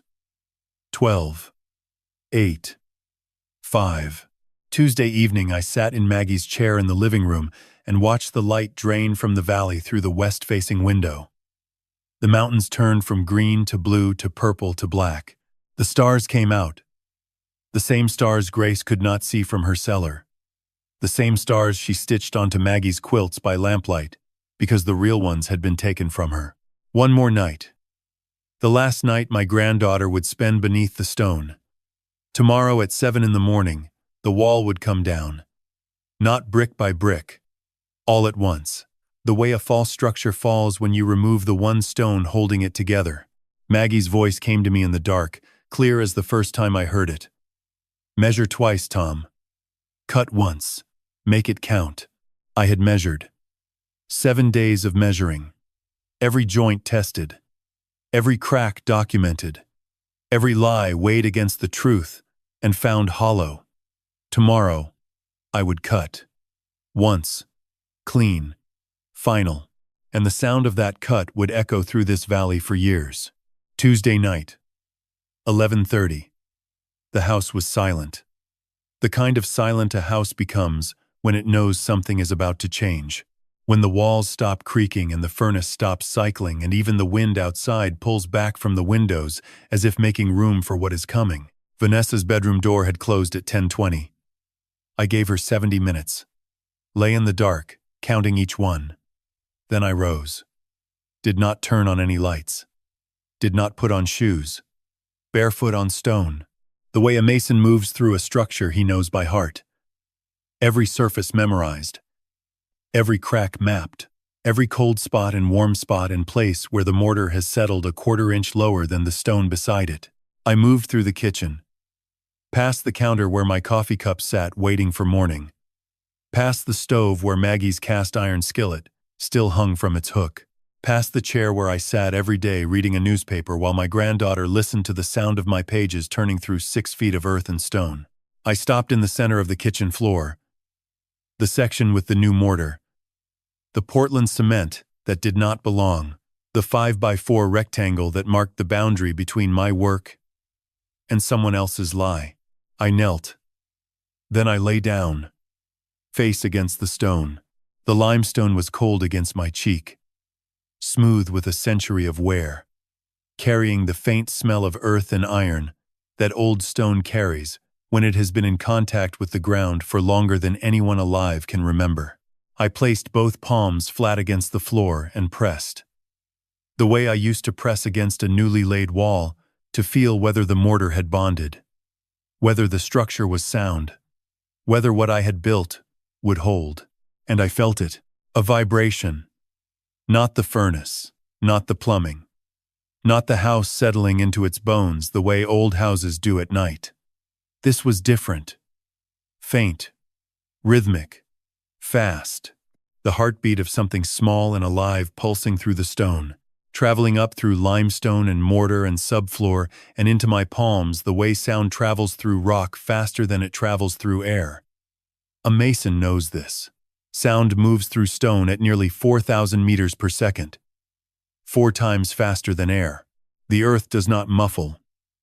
It conducts, and what it conducted into my hands was the heartbeat of my granddaughter, beating directly beneath me, beneath the floor where I had made coffee 1,095 mornings, beneath the stone I had laid with these same hands 30 years ago. She had been there, every single morning. And I had walked over her, poured my coffee over her, read my newspaper over her, told myself everything was fine while her heart beat through the floor I built, and I never once pressed my ear against it to listen. I knocked. 3 times. Slow. Deliberate. Knuckle against limestone. The sound was low, dense. The way stone absorbs impact without ringing. Not like wood, not like metal. Stone takes the blow and holds it. Silence. 5 seconds. 10. The kind of silence that stretches until it becomes something physical. A weight pressing against your chest. A held breath that belongs to 2 people separated by stone and 3 years of lies. Then from below, 3 knocks. Small. Light. Careful. Not loud. Not panicked. The knocks of a child who has learned that noise brings consequences, who has been taught that silence is safety and sound is danger, but who heard something above her that she recognized. A rhythm, a pattern, a language, older than words. I knocked again. 3 times. Same rhythm. 3 knocks returned. Same rhythm. Exact. I pressed my forehead against the stone and whispered. Quiet enough that the sound would travel down through the floor but not carry through the walls to the hallway where Vanessa slept. Grace, it is Grandpa. I am here. Silence. Long. I could feel her processing. A 10-year-old child who had been told the earth outside was poisoned, who had spent 3 years believing the stone above her was protection, not prison, Who had to decide in this moment whether the voice coming through the ceiling was real or another version of the lie she had been living inside? Then a voice. So small, so thin, like thread stretched past its breaking point. The kind of voice that comes from a throat that has spent years practicing silence the way other children practice piano. Grandpa? Is the poison gone from the dirt? My chest seized. Whatever story Vanessa had told this child to keep her quiet, to keep her behind that wall for 3 years, it lived in those 7 words. She still believed it. Still believed the earth outside would blind her. Still believed the stone above her was the only thing standing between her and something terrible. There is no poison, sweetheart. There never was. The dirt is safe. The air is safe. I am safe. And tomorrow morning you are coming out. People are coming to help. Good people. They will open this wall. And you will never have to be down there again. Do you understand? Tomorrow. Silence. The kind that holds its breath. I pressed my hand harder against the stone, as if I could push through it. As if love could dissolve limestone, the way water dissolves salt, given enough time and enough pressure. Then 3 words. Barely audible. Spoken by a child who had been waiting for 1,095 days, and who said it as simply as if waiting was the only language she had ever been taught. Okay, Grandpa. I will wait. I wanted to tear that floor apart. Every fiber in my body screamed to find a sledgehammer and break through. I was a stonemason. I had demolished foundations, broken walls, reduced structures to rubble when they no longer served their purpose. I could do it now, with my hands if necessary. 40 years of splitting stone had given me hands that could crack a limestone block along its grain with a single well-placed blow. But Maggie's voice stopped me, clear as the October air outside. Patient, as always. Patience builds what haste destroys, Tom. You know this. Do it right. Do it once. Make it count. She was right. If I broke through now, Vanessa could claim confusion, aggression, an old man suffering delusions. She could spin a story. She was the best storyteller I had ever encountered. But tomorrow at 7 in the morning, with a warrant signed by Judge Harrison and Detective Walsh standing beside me, there would be no story smooth enough, no smile wide enough to cover the truth waiting beneath this floor. I lowered myself to the stone, sat with my back against the kitchen wall. The cold seeped through my shirt and into my spine, and I did not care. I was not leaving this floor. I was not leaving my granddaughter alone for one more night. Through the stone I heard her settle. Small movements. A mattress shifting. The faint rustle of fabric. Quilts. Maggie's quilts. She was wrapping herself in them the way she did every night. I knew this. The way I knew the sound of mortar setting in a joint. By feel. By instinct. By 30 years of listening to this house breathe. Her breathing slowed. Deepened. She was falling asleep. Knowing someone was above her who had promised to come in the morning. Knowing the stone between them was temporary now. Not forever. Just one more night. I stayed. Counting her breaths the way a mason counts, stones before a build. 100. 200. 300. Each one, a confirmation that she was alive. Each one a promise that morning was coming, that the sun would rise above the Blue Ridge and the wall would open, and I would keep my word. The stars turned slowly above the Shenandoah Valley.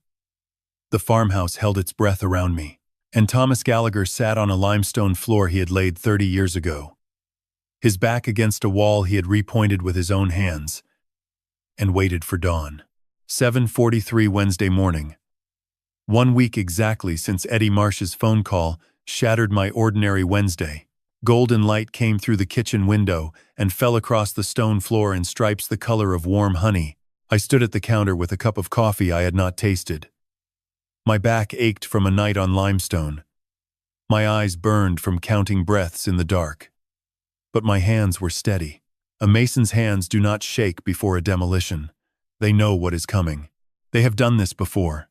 3 vehicles turned off Route 11 onto our gravel drive. 2 unmarked sedans. 1 patrol car. No sirens. No lights. They approached the farmhouse with the quiet precision of people who understand that what they are about to do requires control, not spectacle. They parked along the fence line beneath the black walnut trees and emerged one by one into the October morning. Detective Diane Walsh stepped from the lead car. Gray blazer, badge on belt. Beside her, Officer Ray Chen. Behind them, 2 more deputies, and a woman in a windbreaker with forensics printed across the back. Walsh walked up the driveway with a folder in her hand and met my eyes. "Mr. Gallagher, we have the warrant. Are you ready?" I set the coffee on the porch railing. "I have been ready since 2 this morning." "Where is she?" "Upstairs. Bedroom at the end of the hall. Ground floor." Walsh turned to Chen. "She does not go near that cellar entrance." Chen nodded and moved toward the back of the house with 1 deputy. Walsh looked at me. "You do not have to be present for this, Mr. Gallagher. I am going down those steps," I said. "I built them. My granddaughter is behind that wall. I am not waiting anywhere else." We entered through the front door. Vanessa's voice came from the hallway. Confused first. Then, rising. Sharp. "What is happening? Dad. What is going on? Why are there police in our driveway?" Chen stepped in front of her. "Ma'am, we have a warrant to search this property. Please step back." I did not look at her. I walked past. Through the kitchen. Through the back door into the morning air. Around the side of the house. To the cellar entrance. The stone archway I had repaired in 1993. The archway that should have held an oak door on iron hinges but instead held a wall of pale commercial limestone mortared with Portland cement. In daylight, standing beside it with a forensics team and a detective and the sharp clarity that comes from 7 days of measuring, the false wall looked worse than it had on Thursday. Not just wrong. Obvious. The stone was too clean. Too uniform. The mortar lines too straight. My original work around it was rough, organic, fitted to the natural shape of each fieldstone, the way you fit a hand inside a glove. This wall was mechanical, constructed by someone who understood function but not craft. Someone who wanted to seal a space, not build a structure. The forensics woman, whose name was Dr. Patel, examined the wall for 30 seconds. Then she turned to Walsh. "This is recent construction. 18 months at most. Different materials from the surrounding stonework. I can have it opened in 10 minutes. Walsh nodded. "Carefully. Document everything." Dr. Patel's team worked with masonry chisels and a small electric saw. They cut along the mortar lines the way I would have, following the joints, preserving the surrounding structure. Stone by stone, they dismantled what someone had built to hide my granddaughter from the world. Each block came free with a grinding sound that echoed off the hillside. Limestone dust filled the air, pale and fine, catching the morning light like snow. Behind the false wall, the original archway appeared, and recessed inside it, where the oak door should have been, stood something that did not belong in a farmhouse root cellar any more than Portland cement belonged in an 1847 foundation. A steel door. Industrial. Gray. The kind of door you see on a storage facility or a utility room in a government building. Beside the handle, a small electronic keypad, a red LED glowing like an ember in the shadows of the archway. I stared at it. This was the door my granddaughter lived behind. Not wood. Not the oak I had hung on hand-forged hinges. Steel. Cold. Featureless. Installed by a man paid $30,000 in cash to build a cage and call it therapy. Dr. Patel connected a device to the keypad. 30 seconds of cycling through codes. A beep. The LED turned green. The deadbolt clicked. The sound it made was small, metallic, precise. The sound of a lock opening that should never have been locked. Walsh stepped to the side. She looked at me. She understood what this moment was.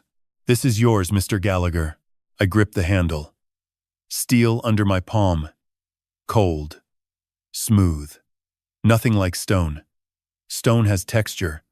Stone has history. Stone tells you where it came from and what it has endured. Steel tells you nothing. It is anonymous. It is designed to separate, to contain, to keep what is inside from reaching what is outside. I turned the handle. Pushed. The smell hit first. Disinfectant. Stale air. Lavender soap. The closed-in scent of a space that has been breathed in but never opened. Never touched by wind. Never reached by the smell of coffee or cut grass, or the October air that carries wood smoke down the valley every autumn morning. This room had been sealed from the world for 3 years. And it smelled like it. Like a place where time had stopped circulating. My eyes adjusted. The room was small. 10 by 8. A narrow bed against the left wall. White sheets. A thin blanket. A small table beside it, with a lamp and 3 books I recognized immediately. Maria's art history volume. A collection of Appalachian folk poetry. And Maggie's copy of Charlotte's Web. The one with the cracked spine and the coffee stain on page 47 that she never let me forget. Against the right wall, a child's desk. Paper scattered across it. Crayons. Colored pencils. And beside the desk, a small wooden box I had made in my workshop 15 years ago. A sewing box, with a hinged lid and dovetail joints. Maggie's needles and threads still inside. But it was the walls that stopped me. Every wall. Covering every inch from floor to ceiling. Fabric. Quilts. Maggie's quilts. The ones that had been stored in this cellar for years, now hung and pinned and layered across every surface like tapestries in a cathedral, and sewn onto them. Embroidered in thread of every color Grace had been given, over 3 years of sewing needle purchases from the Walmart on Route 11, were stars. Hundreds of them. Rows and rows and rows of stars. Small 5-pointed stars stitched with the careful, obsessive repetition of a child who had nothing else to do with her hands and her hope and her prayers, except push a needle through fabric and pull it out the other side and make something beautiful in a room designed to hold nothing but silence. And in the far corner, pressed where 2 walls met behind the narrow bed, sat a child. Small. Thin. Brown hair tangled past her shoulders. A faded purple shirt. Gray sweatpants. Arms wrapped around a quilt clutched against her chest. The quilt with the pale yellow stars and the words stitched across the center in Maggie's careful hand. For Grace, who will always find the light. She looked at the doorway. At the light pouring in for the first time in 3 years. At Walsh. At Dr. Patel. Then at me. And I saw it. Through the thinness and the tangle and the years of darkness. Maggie's eyes. Looking back at me from a 10-year-old face. Grandpa? 1 word. A question. A prayer. As if she had dreamed this moment so many times, she could not trust it was real. My knees hit the stone floor. The way they had hit the kitchen floor 4 days ago when I first felt the vibration.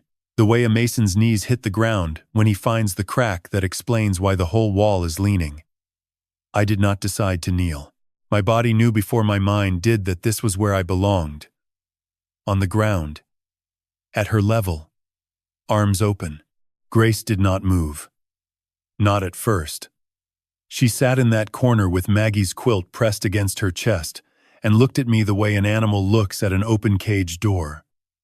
Not with trust. Not yet. With the careful, ancient calculation of a creature that has learned the difference between a trap and an exit and knows that sometimes they look the same. Then she set the quilt down on the bed beside her. Gently. The way you set down something precious when you need both hands free for what comes next. She stood. Her legs trembled. Thin legs in gray sweatpants that hung loose on a frame too small for a 10-year-old. She had grown in that room. 3 years of vertical inches earned in silence, in stillness, in a space that gave her nothing but stone walls and her grandmother's quilts and the sound of a coffee maker above her head every morning. 1 step. She steadied herself against the wall. Her fingers pressed into the fabric. Into the stars she had stitched, using them for balance the way a child uses a railing on stairs they have not climbed in years. A second step, away from the corner, away from the wall, into the center of the room, where the light from the open door reached the floor for the first time in 3 years. A third step, and then she was against my chest, arms around my neck, face buried in my shoulder, and she weighed nothing. I could feel every rib through her shirt, every vertebra beneath my hands, bones and skin and a heartbeat hammering so fast it vibrated through my own chest like a tuning fork struck against stone. You came. Her voice broke in places. A 10-year-old voice should never break. The fractures of a child who had practiced silence so long that speaking felt like lifting something too heavy for her throat. You said tomorrow. And you came. I could not speak. My arms closed around her, and my face pressed into her hair, and the tears came without permission. They fell into the tangled brown, and I held her the way you hold something irreplaceable, something you almost lost, something the world tried to bury, and could not. Walsh stepped back from the doorway. She understood. She gave us this moment, the way you give someone space to breathe. After being underwater too long, Grace pulled back. Her hand touched my cheek, touched the tears. Small fingers, rough with calluses from 3 years of pushing needles through fabric. You are crying, Grandpa. Is it because you are happy or sad? Both, Gracie.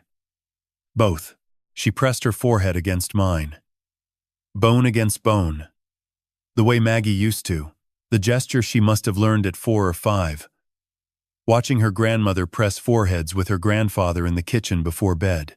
She had kept that gesture alive for 3 years in a room beneath the earth. Had practiced it against a teddy bear she called Nana. Had waited 1,095 days to press it against the real thing. I waited for you, she whispered. Every day I stitched a star so I would not forget that the days were passing. So I would not lose count. Nana told me you would come. She told me every night. Nana. Maggie. Speaking through a stuffed bear in a sealed cellar. Keeping her granddaughter's hope alive from beyond the grave, through cotton and thread, and a love that apparently did not require a heartbeat to function. From somewhere deep in the house, muffled by stone and distance, Vanessa's voice rose. Demanding a lawyer. Demanding an explanation. But it was far away. Irrelevant. The way traffic sounds irrelevant when you are standing inside a cathedral. I pulled Grace against my chest one more time. Then I lifted her. She was so light. Like holding a bundle of Maggie's quilts with nothing inside them. But her arms tightened around my neck, and her face pressed into my collar, and her breath was warm against my skin, and she was real. Not pixels. Not a puppet on a screen. Real in the way that only bones and blood and a heartbeat you can feel against your own chest can be real. I carried her out of the room. Through the steel doorway. Through the stone archway. Up the cellar. Steps into the morning. The sunlight hit her face, and she closed her eyes. Not in pain, in overwhelm. The way you close your eyes when something you have imagined 1,000 times suddenly becomes actual. When the drawing you made comes alive. When the door you stitched in gold thread onto a quilt opens, and the light you embroidered pours through and it is warm. It is real. It is not thread. It is the sun. She opened her eyes. Looked up. The sky was blue and enormous above the valley. The black walnut trees swayed in a breeze that carried the smell of wood smoke and fallen leaves, and the last cut hay of the season. Birds moved in the branches. A crow called from the fence line. The world was loud and open and infinite, and it had been here the entire time. 6 feet above her. Separated by stone and lies, and a lock code she never knew. I set her down on the grass beside the house. Her bare feet touched the ground. She went still, looked down at the grass beneath her toes. Then, slowly, carefully, she knelt, pressed both palms flat against the earth. The same gesture I had made on the kitchen floor 4 days ago. palms flat, fingers spread, feeling. She held that position for a long time. The paramedics waited by the ambulance. Walsh stood by the driveway. Nobody moved. Nobody spoke. We all understood that what was happening on that small patch of grass was something that belonged only to a 10-year-old girl touching the earth for the first time in 3 years. "It is real," she whispered. "The dirt is not poison. No, Gracie." It never was. She looked up at me. The sunlight in her eyes, Maggie's eyes, full of something I had not seen in them through 3 years of screen, something no software could generate, something that cannot be faked or purchased for $19.99 a month. Life. Present, unfiltered, unmediated life. A child seeing the sky with her own eyes and touching the ground with her own hands, and believing, for the first time since she was 7 years old, that the world was not trying to kill her. I picked her up again. She did not resist. Her arms went around my neck. Her grip was small, but fierce. The grip of someone who had learned that if you release what you love, it might disappear behind a steel door and not come back for 1,000 days. I carried her across the yard to the ambulance. Past the walnut trees. Past the workshop where she once sat on a stool watching me carve stone. Past the kitchen window she could not see through from below. Into the morning. Into the rest of her life. She weighed almost nothing, like holding a sparrow. But she was the heaviest thing I had ever carried. 3 years of absence. 3 years of stars stitched in silence. 3 years of a child pressing her ear against the ceiling to hear her grandfather pour coffee and believing he would come. And he came. The ambulance took 14 minutes to reach Augusta Health. Grace held my hand the entire ride. She had not let go since I lifted her from the cellar floor, and her grip had not loosened once. Small fingers, rough with calluses, the grip of a child who had learned over 1,095 days that if you release what you are holding, it might not come back. The paramedics checked her vitals with quiet efficiency. Heart rate elevated, blood pressure low, weight significantly below normal for a girl, her age and height, mild dehydration, possible anemia. They spoke in the measured language of people trained to describe damage without adding to it. Grace watched them the way she had watched me in the cellar. Carefully, calculating, not yet trusting that this was permanent. They admitted her to a private room on the 3rd floor. Soft lighting. A window facing east with morning sun streaming through in wide golden bands that fell across the bed and the floor and the white walls. Grace sat up against the pillows and stared at that window, not at what was outside it. At the light itself. At the way it moved. At the way it was warm on her hands when she held them up and let it pass through her fingers. She reached forward and pressed her palm against the glass. Held it there. The same gesture she had made on the grass outside the cellar. The same gesture I had made on the kitchen floor 5 days ago. Palms flat, feeling for something real. "It is real, son," she whispered. Not a lamp. A nurse brought juice and crackers. Grace ate slowly, carefully, taking small bites and chewing each one as if she expected the food to be taken away before she could finish. I sat beside her bed in a plastic chair and did not let go of her hand. "I need to call your daddy," I told her gently. "He needs to know you are safe." She looked up. Her eyes were enormous in her thin face. Brown. Steady. Older than any 10-year-old's eyes should be. "Is Daddy going to come?" "Yes, Gracie. He is going to come right now." I stepped 3 feet from the bed. Close enough that Grace could still see me. Close enough that she did not have to wonder whether I had disappeared behind a door. I pulled out my phone and dialed Daniel. He answered on the first ring. He had been waiting since Monday night when I told him to trust me. 2 days of holding something inside that he did not understand. 2 days of performing surgeries and eating meals and lying awake in a house in Richmond while his daughter breathed beneath a stone floor 2 hours west. "Dad." His voice was tight, controlled. The way surgeons sound when they are holding themselves together for the next patient. What is happening? Mijo. I kept my voice as steady as I could manage. Grace is here. She is alive. She is safe.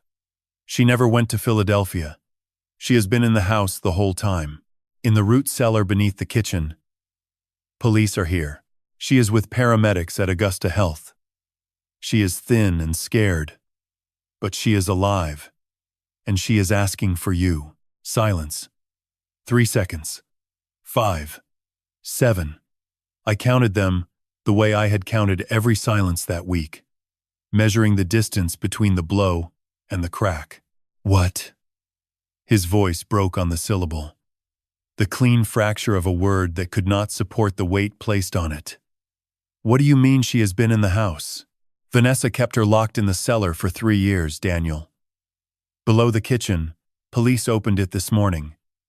Grace is safe. She is here. A sound came through the phone that I had never heard from my son. Not in 40 years. A sound between a gasp and a moan. The sound a man makes when the floor drops out from under everything he believed was solid. When every wall he trusted turns out to be facade, and every foundation he stood on turns out to be hollow. Then voices in the background. Someone asking if he was okay. The clatter of something falling. A phone fumbled, breathing. Dad. His voice came back ragged. I am coming. I am coming. Right now. She is at Augusta Health. 3rd floor. Room 312. I am coming. I heard him moving. A door slamming. Car keys. Dad. He choked. 3 years. She was there for 3 years. Yes. I talked to her every week. Every Sunday. And she was right there. Under the kitchen. While you made coffee. While I called on the phone. She was right there. His breathing went ragged. The sound of a man running and falling apart at the same time. Javier. Listen to me. She is alive. She is safe.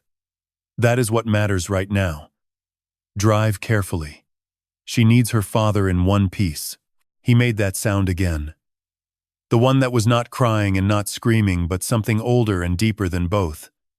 Then, tell her I am coming. Tell her Daddy is coming. I will. The call ended. I walked back to Grace. She was watching me from the bed. Juice box in one hand. The other hand open on the mattress. Waiting for mine. Daddy is coming, Gracie. He is driving from Richmond right now. She nodded. Quiet. Then, does he know I am here? That I was downstairs the whole time? He knows now. He did not know before. Nobody knew, except your mother. She processed this with the terrible clarity of a child who has had 3 years to think about things no child should think about. Then she said, I could hear him sometimes. On the phone, talking to Mommy upstairs. I wanted to yell, but Mommy said if I made noise, the poison would hear me and come through the walls. I squeezed her hand. There is no poison, sweetheart. There never was. I know, Grandpa. She looked at me. You told me last night. I believe you. 1 hour and 52 minutes after my phone call, the door to Grace's hospital room opened. Daniel stood in the doorway. Surgical scrubs. No coat. No bag. His hospital badge still clipped to his chest. He had driven 131 miles in under 2 hours without changing, without stopping, without doing anything except pressing the accelerator and trying not to come apart before he arrived. His eyes found Grace. And everything in him collapsed. She was sitting up. Juice box in one hand. My hand in the other. She looked at the doorway. At the man standing there shaking.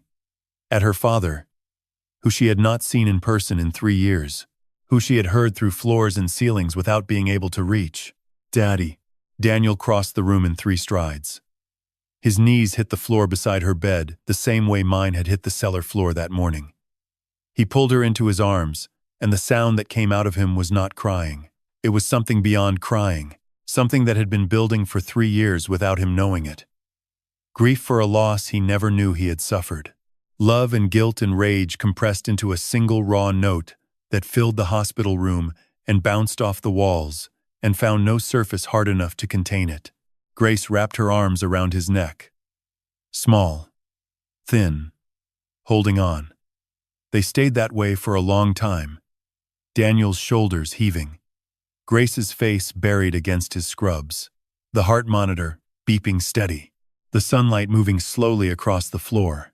Then Grace pulled back, looked at her father's face. Wet, red, devastated. And she asked the question that would live inside him for years. "Daddy, why didn't you come get me?" 4 words. Simple. Honest. The way only a child can be honest. No accusation, no anger. Just genuine confusion from a girl who had heard her father's voice through the ceiling every Sunday and could not understand why the voice never came with a body attached. Daniel opened his mouth, closed it, opened it again. Nothing came out. Because what could he say? Because I believed your mother. Because I trusted a screen. Because I was busy. Because I planned to visit at Christmas and thought that was soon enough. He pulled her back against his chest and said the only thing he could. "I am here now, baby. I am here now. And I am never leaving again." I watched my son hold his daughter, and I saw something break in him that would take years to rebuild. Not his love, that was intact, stronger than it had ever been, but his trust, his certainty, his belief that the people closest to you tell the truth, and that the structures you live inside are sound. That question would live inside him like a crack in a load-bearing wall. Not because he could not answer it, but because the answer was too simple and too terrible. He did not come because he believed, because believing was easier than measuring, because a screen showed him what he wanted to see and he never thought to test the wall behind it. "Why didn't you come get me?" The simplest question, the hardest answer, and one that neither of us would ever fully forgive ourselves for. 4 days after we opened the wall, Thursday afternoon, I sat in a conference room at the Augusta County Sheriff's Office on East Beverly Street in Staunton. Detective Walsh sat across the table, a thick folder between us. Coffee neither of us had touched. Walsh looked tired, the kind of tired that comes from spending 4 days tracing the architecture of someone else's cruelty through bank statements and text messages and digital footprints that led deeper into the earth than the cellar itself. She opened the folder and spread documents across the table the way a mason spreads drawings before demolition. Carefully, in order. Each piece positioned so the structure of the evidence could be seen as a whole. "Mr. Gallagher, I want to walk you through what we have found. Some of this will confirm what you already know. Some will be new. None of it will be easy to hear." I nodded. "Go ahead." She pulled out the first document. A printout from an online classified posting recovered by the digital forensics team. The cellar room was built by a contractor named Mike Harlan out of Roanoke. Vanessa found him through an online handyman listing in January, 2 months before Grace supposedly left for Philadelphia. She paid him $30,000 in cash. No contract, no permits, no paper trail except the posting and 4 text messages we recovered from his phone. She slid a photograph across the table. A screenshot of the text conversation. Vanessa's message read, "Needs soundproofing. Child has severe sensory processing disorder. Doctor recommended isolation room for therapeutic decompression. Must be finished by March 1st. Harlan's reply, "Can do. Cash only. When is the homeowner gone?" Vanessa, "He visits his son in Richmond the 2nd week of March. You will have 4 days. I stared at the text. 4 days. I had visited Daniel in Richmond that week. Drove back on a Friday afternoon to find Vanessa had cleaned the cellar area. New paint, smell. She said she had been freshening things up, organizing storage. I had thanked her for being thoughtful." Walsh continued. Harlan installed the steel door, an electronic keypad with a 6-digit code, soundproofing foam on the walls and ceiling, and a basic ventilation system connected to an exterior vent disguised as a dryer exhaust. He also sealed the original cellar entrance with commercial limestone blocks and Portland cement, and remortared a section of your kitchen floor from below to eliminate any gap between the original stonework and the new barrier. He completed the work in 3.5 days. Has Harlan been charged? I asked. He is cooperating fully, Walsh said. He claims he believed the therapeutic explanation. His texts suggest he was uncomfortable but needed the money. We are charging him as an accessory. He told our investigators he saw the news coverage 4 days ago and pulled his truck over on Interstate 81 and was sick. Walsh pulled out a second set of documents. Subscription records from an application called FaceGen Pro. Vanessa created an account on March 4th, 3 days after Grace was sealed in that cellar. The app allows users to generate realistic video of a face based on uploaded source material. It can animate the face to speak, smile, move naturally. It adjusts for aging over time. She showed me the account details. Vanessa had uploaded 52 video clips of Grace. Birthday parties, family dinners, holidays, all recorded before March. The software used these clips to generate new video that looked like Grace speaking, growing, living a life she was not living. It generated appropriate backgrounds based on reference images. In this case, stock photographs of school environments. The technology is more accessible than most people realize, Walsh said. $19.99 per month. 3 years of synthetic video. 156 Sunday calls delivered on schedule. She paused. A subscription service for deception. That is what this was. I thought of those Sunday calls. The smile that looked like Grace's but blinked wrong. The bookshelf with no titles. The voice that remembered the garden wall I mentioned 2 calls earlier because the software was designed to maintain conversational continuity. All generated. All fake. All purchased for less than the cost of a streaming service. Walsh set that document aside. This confirms the financial records Ruth Pemberton reported. The education trust totaled $1.5 million. $1.1 million withdrawn. $680,000 traced to the Ponzi real estate scheme in Northern Virginia. $270,000 to gambling platforms. The forged mortgage added another $200,000. She looked at me. And 6 months ago, the life insurance application on Grace. Denied because she could not produce a current pediatrician's examination. She paused. Let that settle into the room the way Portland cement settles into a joint. Heavy. Permanent. Wrong, Mr. Gallagher. In 18 years of investigations, I have seen terrible things. But this level of planning, this precision, she shook her head. She did not act in a moment of crisis. She built this the way an architect builds a structure, layer by layer, system by system. Every contingency planned, every witness managed, every exit sealed. Architecture, I said, remembering the word Ruth had used in the diner. Yes. Walsh met my eyes. Architecture designed to imprison a child and fund an addiction while hiding both from everyone who could have stopped it.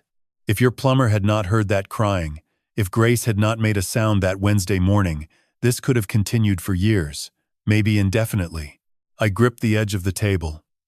But she did make a sound. And Eddie heard it. And here we are.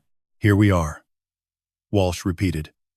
And we have enough evidence to ensure Vanessa never has access to a child again. I stood. My legs were unsteady, but they held. At the door, I turned back. Detective, the quilts, the ones on the walls, with the stars. Can I have them? Walsh nodded. After processing, yes. They will be returned to you and to Grace. Every one of them. Thank you. I walked out of the station into the Thursday afternoon sun. October in the Shenandoah Valley. Warm on my face. Real. The way Grace had pressed her palm against the hospital window and whispered, real sun, not a lamp. I thought about what Walsh had said. Architecture. That was what Vanessa had built. A structure designed to contain a child and conceal a crime. Steel door, keypad, Soundproofing, false wall, fake videos, fabricated report cards, shell companies, layer upon layer upon layer. An architect of cruelty who understood that the best prisons are the ones nobody knows exist. But Maggie had built something too, without knowing it, without planning for this. She had left behind quilts in a cellar she used to store fabric. She had left behind books on shelves she filled with poetry and stories. She had left behind a sewing box with needles and thread, and a quilt stitched with the words, "For Grace, who will always find the light." Two architects, two structures, one built to imprison, one built to endure. Vanessa designed a cage. Maggie, without ever knowing she would need to, had planted the seeds of survival inside it. And Grace had used every single one of them. The quilts for warmth, the books for learning, the needles for stitching stars that counted the days and kept hope threaded through the darkness. 1,095 stars. One for every day. Stitched on quilts made by a grandmother who believed that every stitch holds a prayer. And every prayer, it turned out, was answered.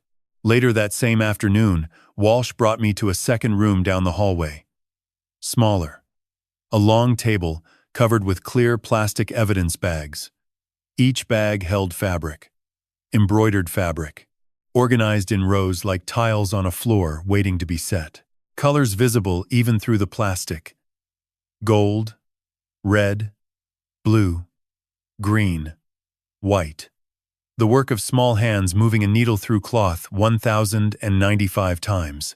Dr. Elena Reyes arrived 5 minutes later. 38. Dark hair pulled back.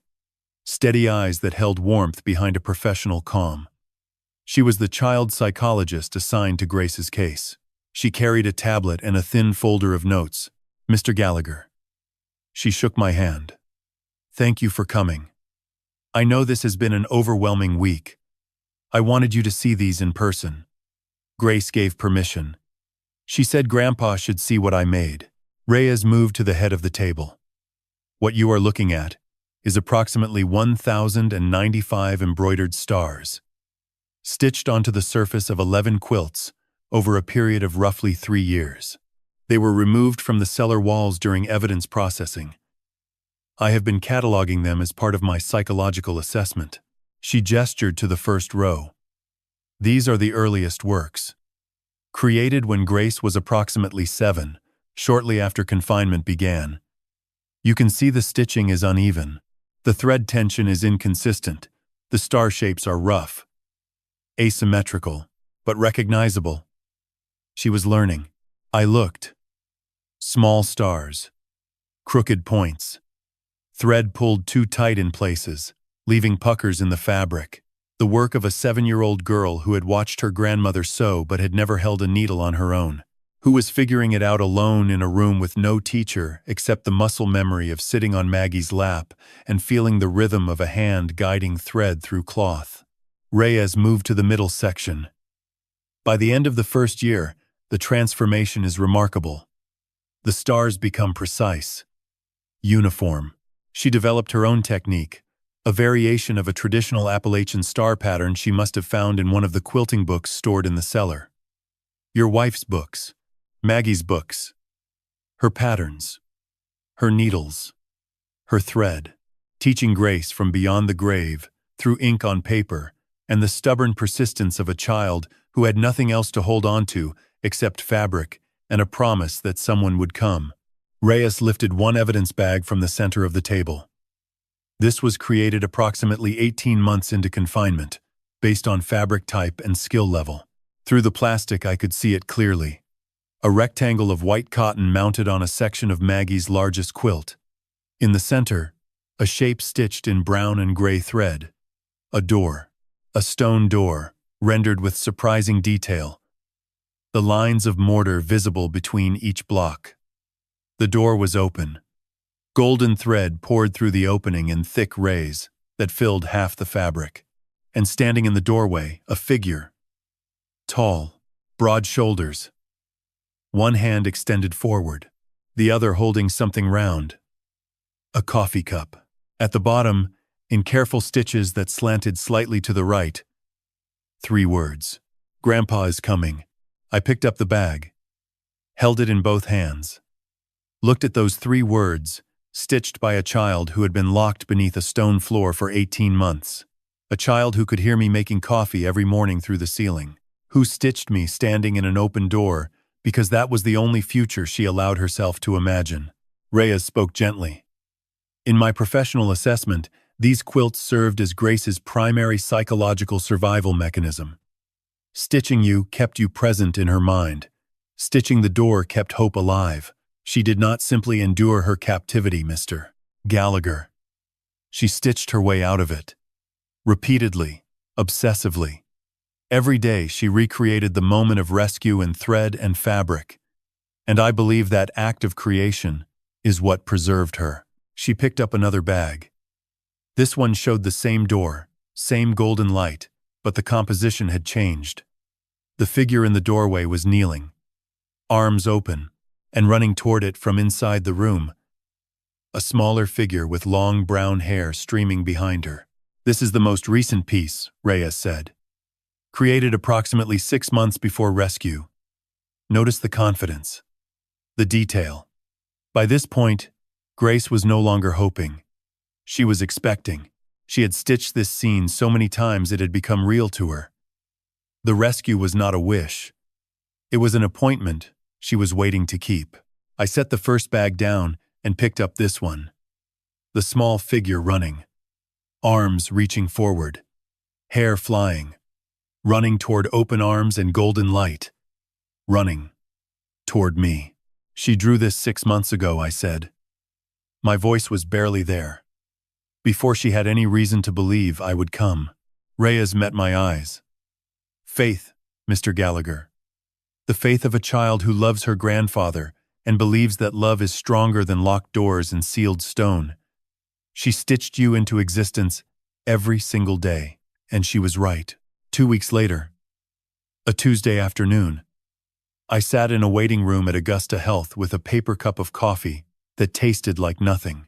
Down the hallway, behind a door painted with cartoon butterflies, Grace was speaking to Dr. Reyes for the 4th session. The first 3 had been mostly silence.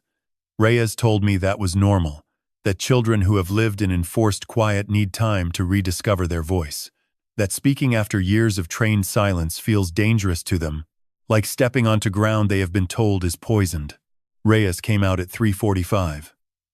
She sat beside me. Grace talked today. More than in any previous session. She wants you to know. She said Grandpa should hear this. She opened her notebook.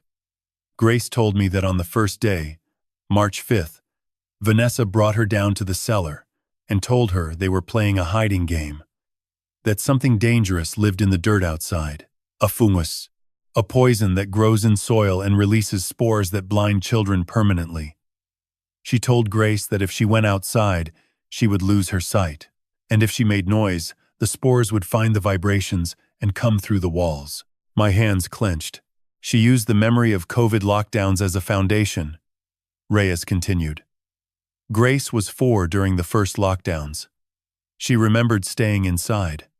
Vanessa told her this was worse, that this time even the ground was dangerous.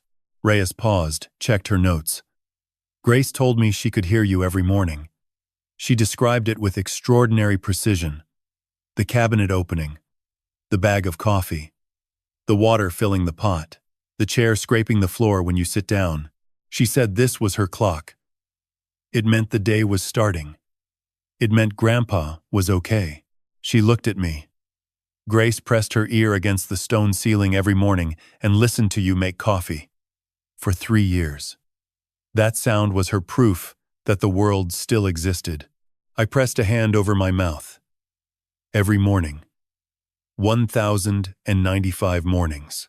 Standing in my kitchen grinding beans and pouring water while directly below me, a child had her ear against cold stone, listening to me live my life, because it was the only evidence she had that I was real. Reyes continued. I asked about the bear. The teddy bear she was holding when you found her. Grace calls it Nana. She said Nana talks to her at night, tells her stories about birds and quilts in the kitchen and Grandpa, Maggie, speaking through a stuffed bear in a sealed cellar, keeping Grace's hope alive through cotton and memory, and a love that did not require a pulse to function. At the end of our session, Reyes said, I told Grace the truth, that there was never any poison, that the dirt is safe, that sound cannot hurt anyone, that she is allowed to speak and sing and laugh as loud as she wants for the rest of her life. How did she respond? Reyes looked at me. The professional composure slipped, something raw and human behind it. She opened her mouth and she screamed. Not a scream of fear, a scream of release, pure sound, as loud as she could make it, for about 10 seconds. Then she stopped, and she smiled, and she said I wanted to do that for a very long time. I sat back, closed my eyes, let the tears fall in a hospital waiting room with cartoon butterflies on the walls and fluorescent lights humming above me. My granddaughter had screamed. After 3 years of believing her voice was poison, after 3 years of whispering in silence and counting coffee, sounds through stone because she thought speaking would kill the people she loved, she opened her mouth and let the sound out. And she smiled. That smile was worth everything. Every sleepless night, every measurement, every crack. I followed through the mortar of Vanessa's lies. All of it was worth that one moment. A 10-year-old girl discovering that her voice was not a weapon, that the air could hold her sound without breaking, that she could be loud, and the world would not end. She screamed, and the world held. 4 months after the rescue, the Augusta County Courthouse stood pale and quiet under a February sky the color of old limestone. I wore the Navy suit Maggie picked out for our 40th anniversary. It still fit. She had always chosen well. Daniel sat to my left in a charcoal blazer. His hands were folded so tightly, his knuckles had gone the color of fresh mortar. He had not spoken since we entered the building. There are moments when language fails a man, when the only thing holding him upright is the architecture of his bones and the knowledge that someone beside him needs him to stay vertical. Grace was not present. Dr. Reyes had testified in a pre-trial hearing that exposing a 10-year-old to the woman who imprisoned her would cause irreparable psychological harm. Judge Harrison agreed without hesitation. Grace stayed home with Ruth, sitting at the kitchen table in Daniel's house, stitching a new quilt she had started the week before. She did not know that today the world would decide what her mother deserved. She knew only that Grandpa and Daddy had somewhere to be, and that Ruth had promised to make hot chocolate when they returned. The courtroom held maybe 70 people. Reporters filled the first 3 rows on the left. Neighbors, friends, and strangers who had followed the story filled the rest. I recognized Earl Whitfield in the 4th row. Arms crossed, jaw set like a man watching a controlled demolition and wishing it had happened sooner. Eddie Marsh sat 2 rows behind him, hands on his knees, the man whose ears had started everything. Ruth sat near the back in a dark blazer, clutching a folder she did not need because every number in it was already part of the record. Vanessa entered from a side door in an orange jumpsuit, wrists cuffed in front. She had lost weight. Her hair hung flat against her shoulders. She did not look at me. She did not look at Daniel. She looked straight ahead at the judge's bench, like a woman who had already decided this was happening to someone else, someone in a story she could walk out of when it was over. Prosecutor Angela Chen opened with a single sentence.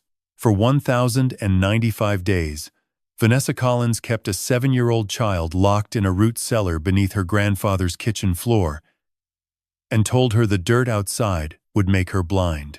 The courtroom went silent. Someone behind me inhaled sharply. Then nothing. Chen built her case the way I would build a wall.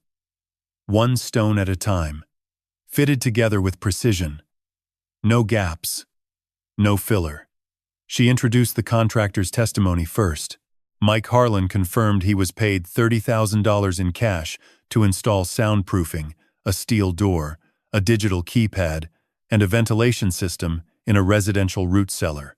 He said Vanessa told him it was a therapeutic sensory room for a child with a processing disorder. He said he believed her until he saw the news and pulled his truck onto the shoulder of Interstate 81 and could not drive for 20 minutes. The digital evidence came next. A forensics analyst displayed sample videos generated by FaceGen Pro, side-by-side comparisons of real footage of Grace at age 7 and the synthetic versions Vanessa had sent every Sunday for 3 years. The analyst explained that 52 source clips were fed into the software and used to generate 156 fabricated video calls delivered on schedule. Every Sunday, at 6:15 in the evening, a subscription of lies renewed automatically every month for $19.99. Ruth testified about the money. She displayed bank records showing $1.1 million withdrawn from Maggie's education trust, $680,000 to a Ponzi real estate scheme, $270,000 to gambling platforms, $200,000 through a forged second mortgage on my home. Ruth's voice did not waver. She presented numbers the way a mason presents a plumb line. Straight. True. Impossible to argue with. Walsh took the stand for 70 minutes. She played 3 recordings. The first was Vanessa's text to Harlan about soundproofing. The second was a voicemail Vanessa left for Daniel 2 weeks before the rescue, cheerfully describing Grace's supposed school recital in Philadelphia. The third was the recording from my phone the night I lay on the kitchen floor. 3 knocks. Then Grace's voice, thin and clear through stone. "Grandpa, is the poison gone from the dirt?" Several jurors looked down. One woman in seat number 5 pressed both hands over her mouth and kept them there for the rest of the playback. The defense attorney, a tall man named Richard Pratt, argued diminished capacity. He claimed Vanessa suffered from a gambling addiction that spiraled into paranoia and increasingly irrational decisions. He called a psychiatrist who spoke about compulsive disorders and dissociative episodes. The psychiatrist never once said Grace's name. He spoke only of the defendant's mental state, as though the child sealed beneath the floor for 3 years was a footnote in someone else's clinical history. Chen delivered her closing in 9 minutes. She stood 6 feet from the jury and spoke without notes. She said Grace stitched 1,095 stars onto her grandmother's quilts, 1 for every day. 63 of those stars appear on a quilt that shows her grandfather standing in an open doorway, holding a cup of coffee. She could hear him every morning through the stone. She believed he would come for her. She was right. But she should never have had to wait. She should never have had to stitch a door because no one opened the real one for 1,095 days. Vanessa Collins did not lose control. She built a structure. She designed a system. She maintained it with software and cash and forged documents and a lie about poison in the earth. That is not illness. That is architecture. The jury deliberated for 3 hours and 50 minutes. They returned a guilty verdict on all 8 counts. Unlawful imprisonment of a minor, fraud, forgery, embezzlement, child endangerment, identity theft, exploitation of a vulnerable person, mortgage fraud. Judge Harrison sentenced Vanessa to 25 years in the Virginia Department of Corrections, with no possibility of parole for 15 years. He looked at her and said one thing I will carry for the rest of my life. You buried a child beneath her grandfather's floor and let him walk over her every morning for 3 years. You told her the earth itself was poison. You made yourself the only safe thing she knew. That is not desperation. That is not addiction. That is architecture. And this court does not recognize your claim to the life you built on top of it. Vanessa showed no reaction. She was led out through the side door. The same door she entered through. The same expression she wore walking in. As if this was still happening to someone else. Daniel exhaled beside me like a man who had been holding his breath for 4 months. I put my hand on his shoulder. He put his hand on mine.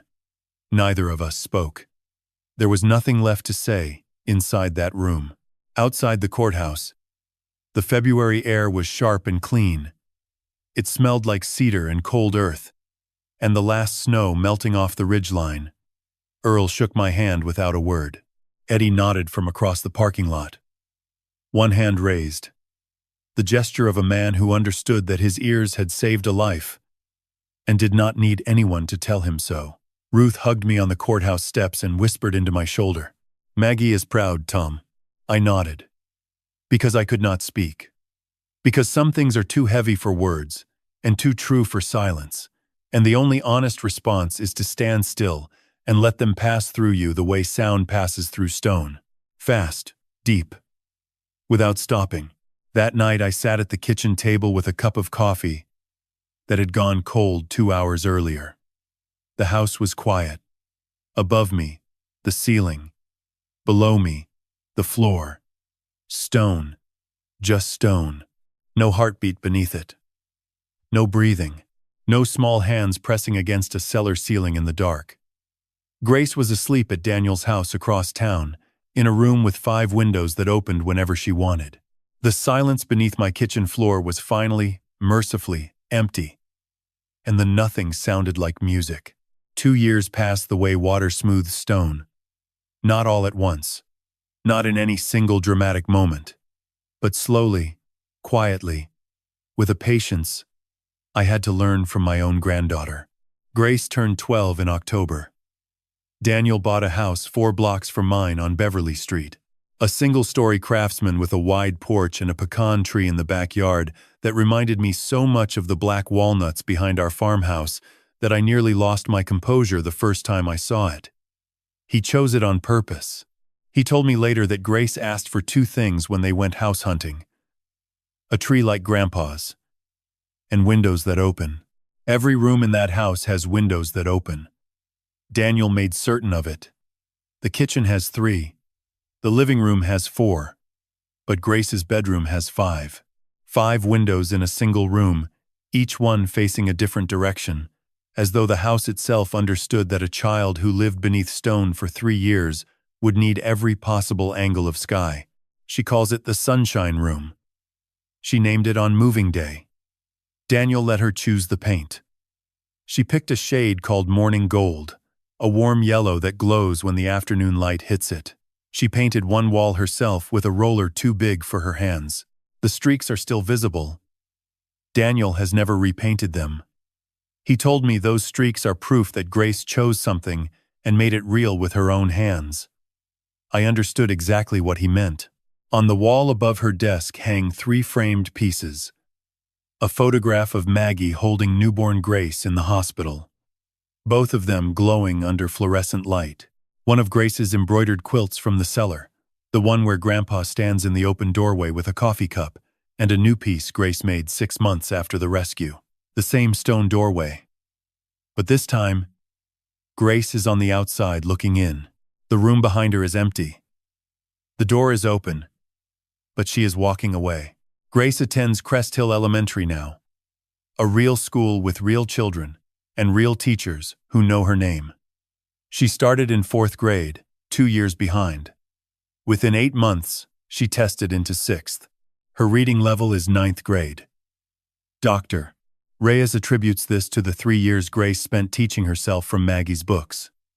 Charlotte's Web, the folk poetry collection, the art history volume, and an old encyclopedia set from 1989 that Maggie bought at an estate sale in Lexington.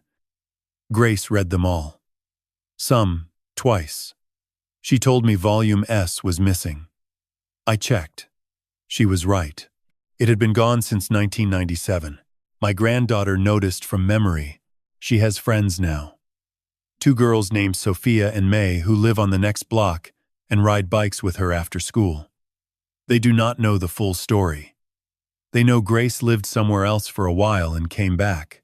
That is enough for 12-year-olds. Last October, Grace entered the Augusta County Fair with a quilt she had been working on for 3 months. She did not tell anyone what it looked like until the judges unveiled it on display day. I stood in front of it with Daniel and Ruth and could not move. A stone doorway, stitched in gray and brown thread with mortar lines. So precise they could have been drawn with a ruler. The door was open. Golden thread poured through it, and around the doorway, Bordering the entire quilt in a spiral that wound inward from the edges like a galaxy, were 1,095 small stars. Every one she had stitched in that cellar, recreated from memory on new fabric. Surrounding the open door, like a constellation of days survived. At the bottom, embroidered in Maggie's Appalachian star stitch, 2 words. Still here. First place. Blue ribbon. Grace handed it to me after the ceremony and said, "Keep it at your house, Grandpa, so I know where it is." I set it beside the sugar bowl where Maggie used to prop her recipe cards. It looked right there, like it had always belonged. Every Sunday morning, Grace walks through my front door without knocking. She goes straight to the kitchen, pours herself a glass of orange juice, sits at the table, and looks down at the stone floor. She does this every single time. It lasts maybe 3 seconds. Then she looks at me and smiles and says, "Good morning, Grandpa." I asked her once why she looks down. She said, "I am making sure it is quiet." I said, "It will always be quiet now." She said, "I know, but I like to check." Dr. Reyes told me this small ritual may continue for years, perhaps for life. She said it is not fear. It is grace, confirming her own freedom. The way a bird released from a cage still glances at the open door. Not because it is afraid of going back, but because it remembers what it means to be out. I understand that. I still press my palm against the kitchen floor some mornings when no one is watching. I kneel down and place my hand flat on the limestone, and I listen. I hear nothing, and the nothing is the most beautiful sound this house has ever made. I am 69 years old. I have built walls and chimneys and foundations for 4 decades. I know what lives inside. Stone, weight, pressure, history, memory. I know that what you cannot see is often more important than what you can. And still I missed it. 3 years. My own house. My own floor. My own granddaughter. I do not tell you this story for sympathy. Vanessa is in a cell in Goochland. 25 years. That chapter closed when Judge Harrison spoke and the bailiff led her through that side door. I tell you this story because of what I learned kneeling on this stone floor after everything was over. Trust your discomfort.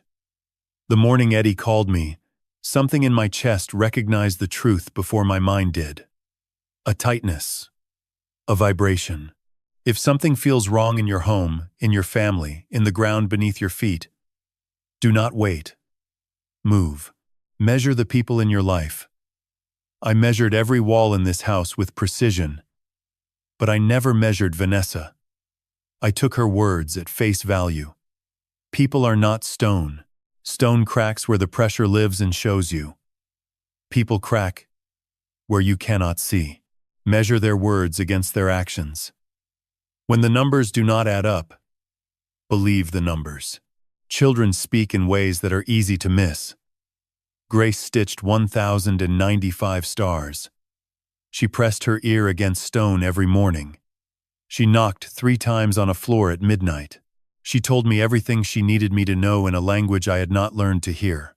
If there is a child in your life who keeps stitching the same star, who keeps looking at a floor or a window or a door with an expression you cannot name, pay attention. That is not imagination. That is testimony. And time is not passive. It does not simply pass. It builds pressure. It compounds silence into suffering. Every day I did not act was a day Grace spent alone beneath this floor. I cannot get those days back, but I can tell you they mattered, every single one. If you are waiting to act on something important, stop waiting. Today is already late. Tomorrow morning I will wake at 6. I will make coffee on this stone floor. I will sit at this table. And at 7:30, Grace will walk through my front door without knocking. She will pour her orange juice. She will glance at the floor for 3 seconds, and she will look at me and say, "Good morning, Grandpa." And the morning will be good. God willing. Every morning after, it will be good too. If this story reached you, if something in it made you think of a wall you have been afraid to measure, I am asking you now, measure it. Press your hand against the stone. Listen to what lives beneath the silence. Do not wait for a plumber to call you on a Wednesday morning. Be the one who listens first. Thank you for staying with me through this. Share this story with someone who needs to hear it. Someone who might be kneeling on their own floor right now, trusting a silence they should not trust. And if you have not already, subscribe to this channel. Not for me. For the next story that might change the way you listen. God bless you. God bless your family. And God bless every child who is still waiting for someone to press their hand against the stone and feel what lives beneath it. Stone does not lie. It cracks where the pressure lives. And if you press your hand against it and listen, truly listen, it will tell you everything you need to know.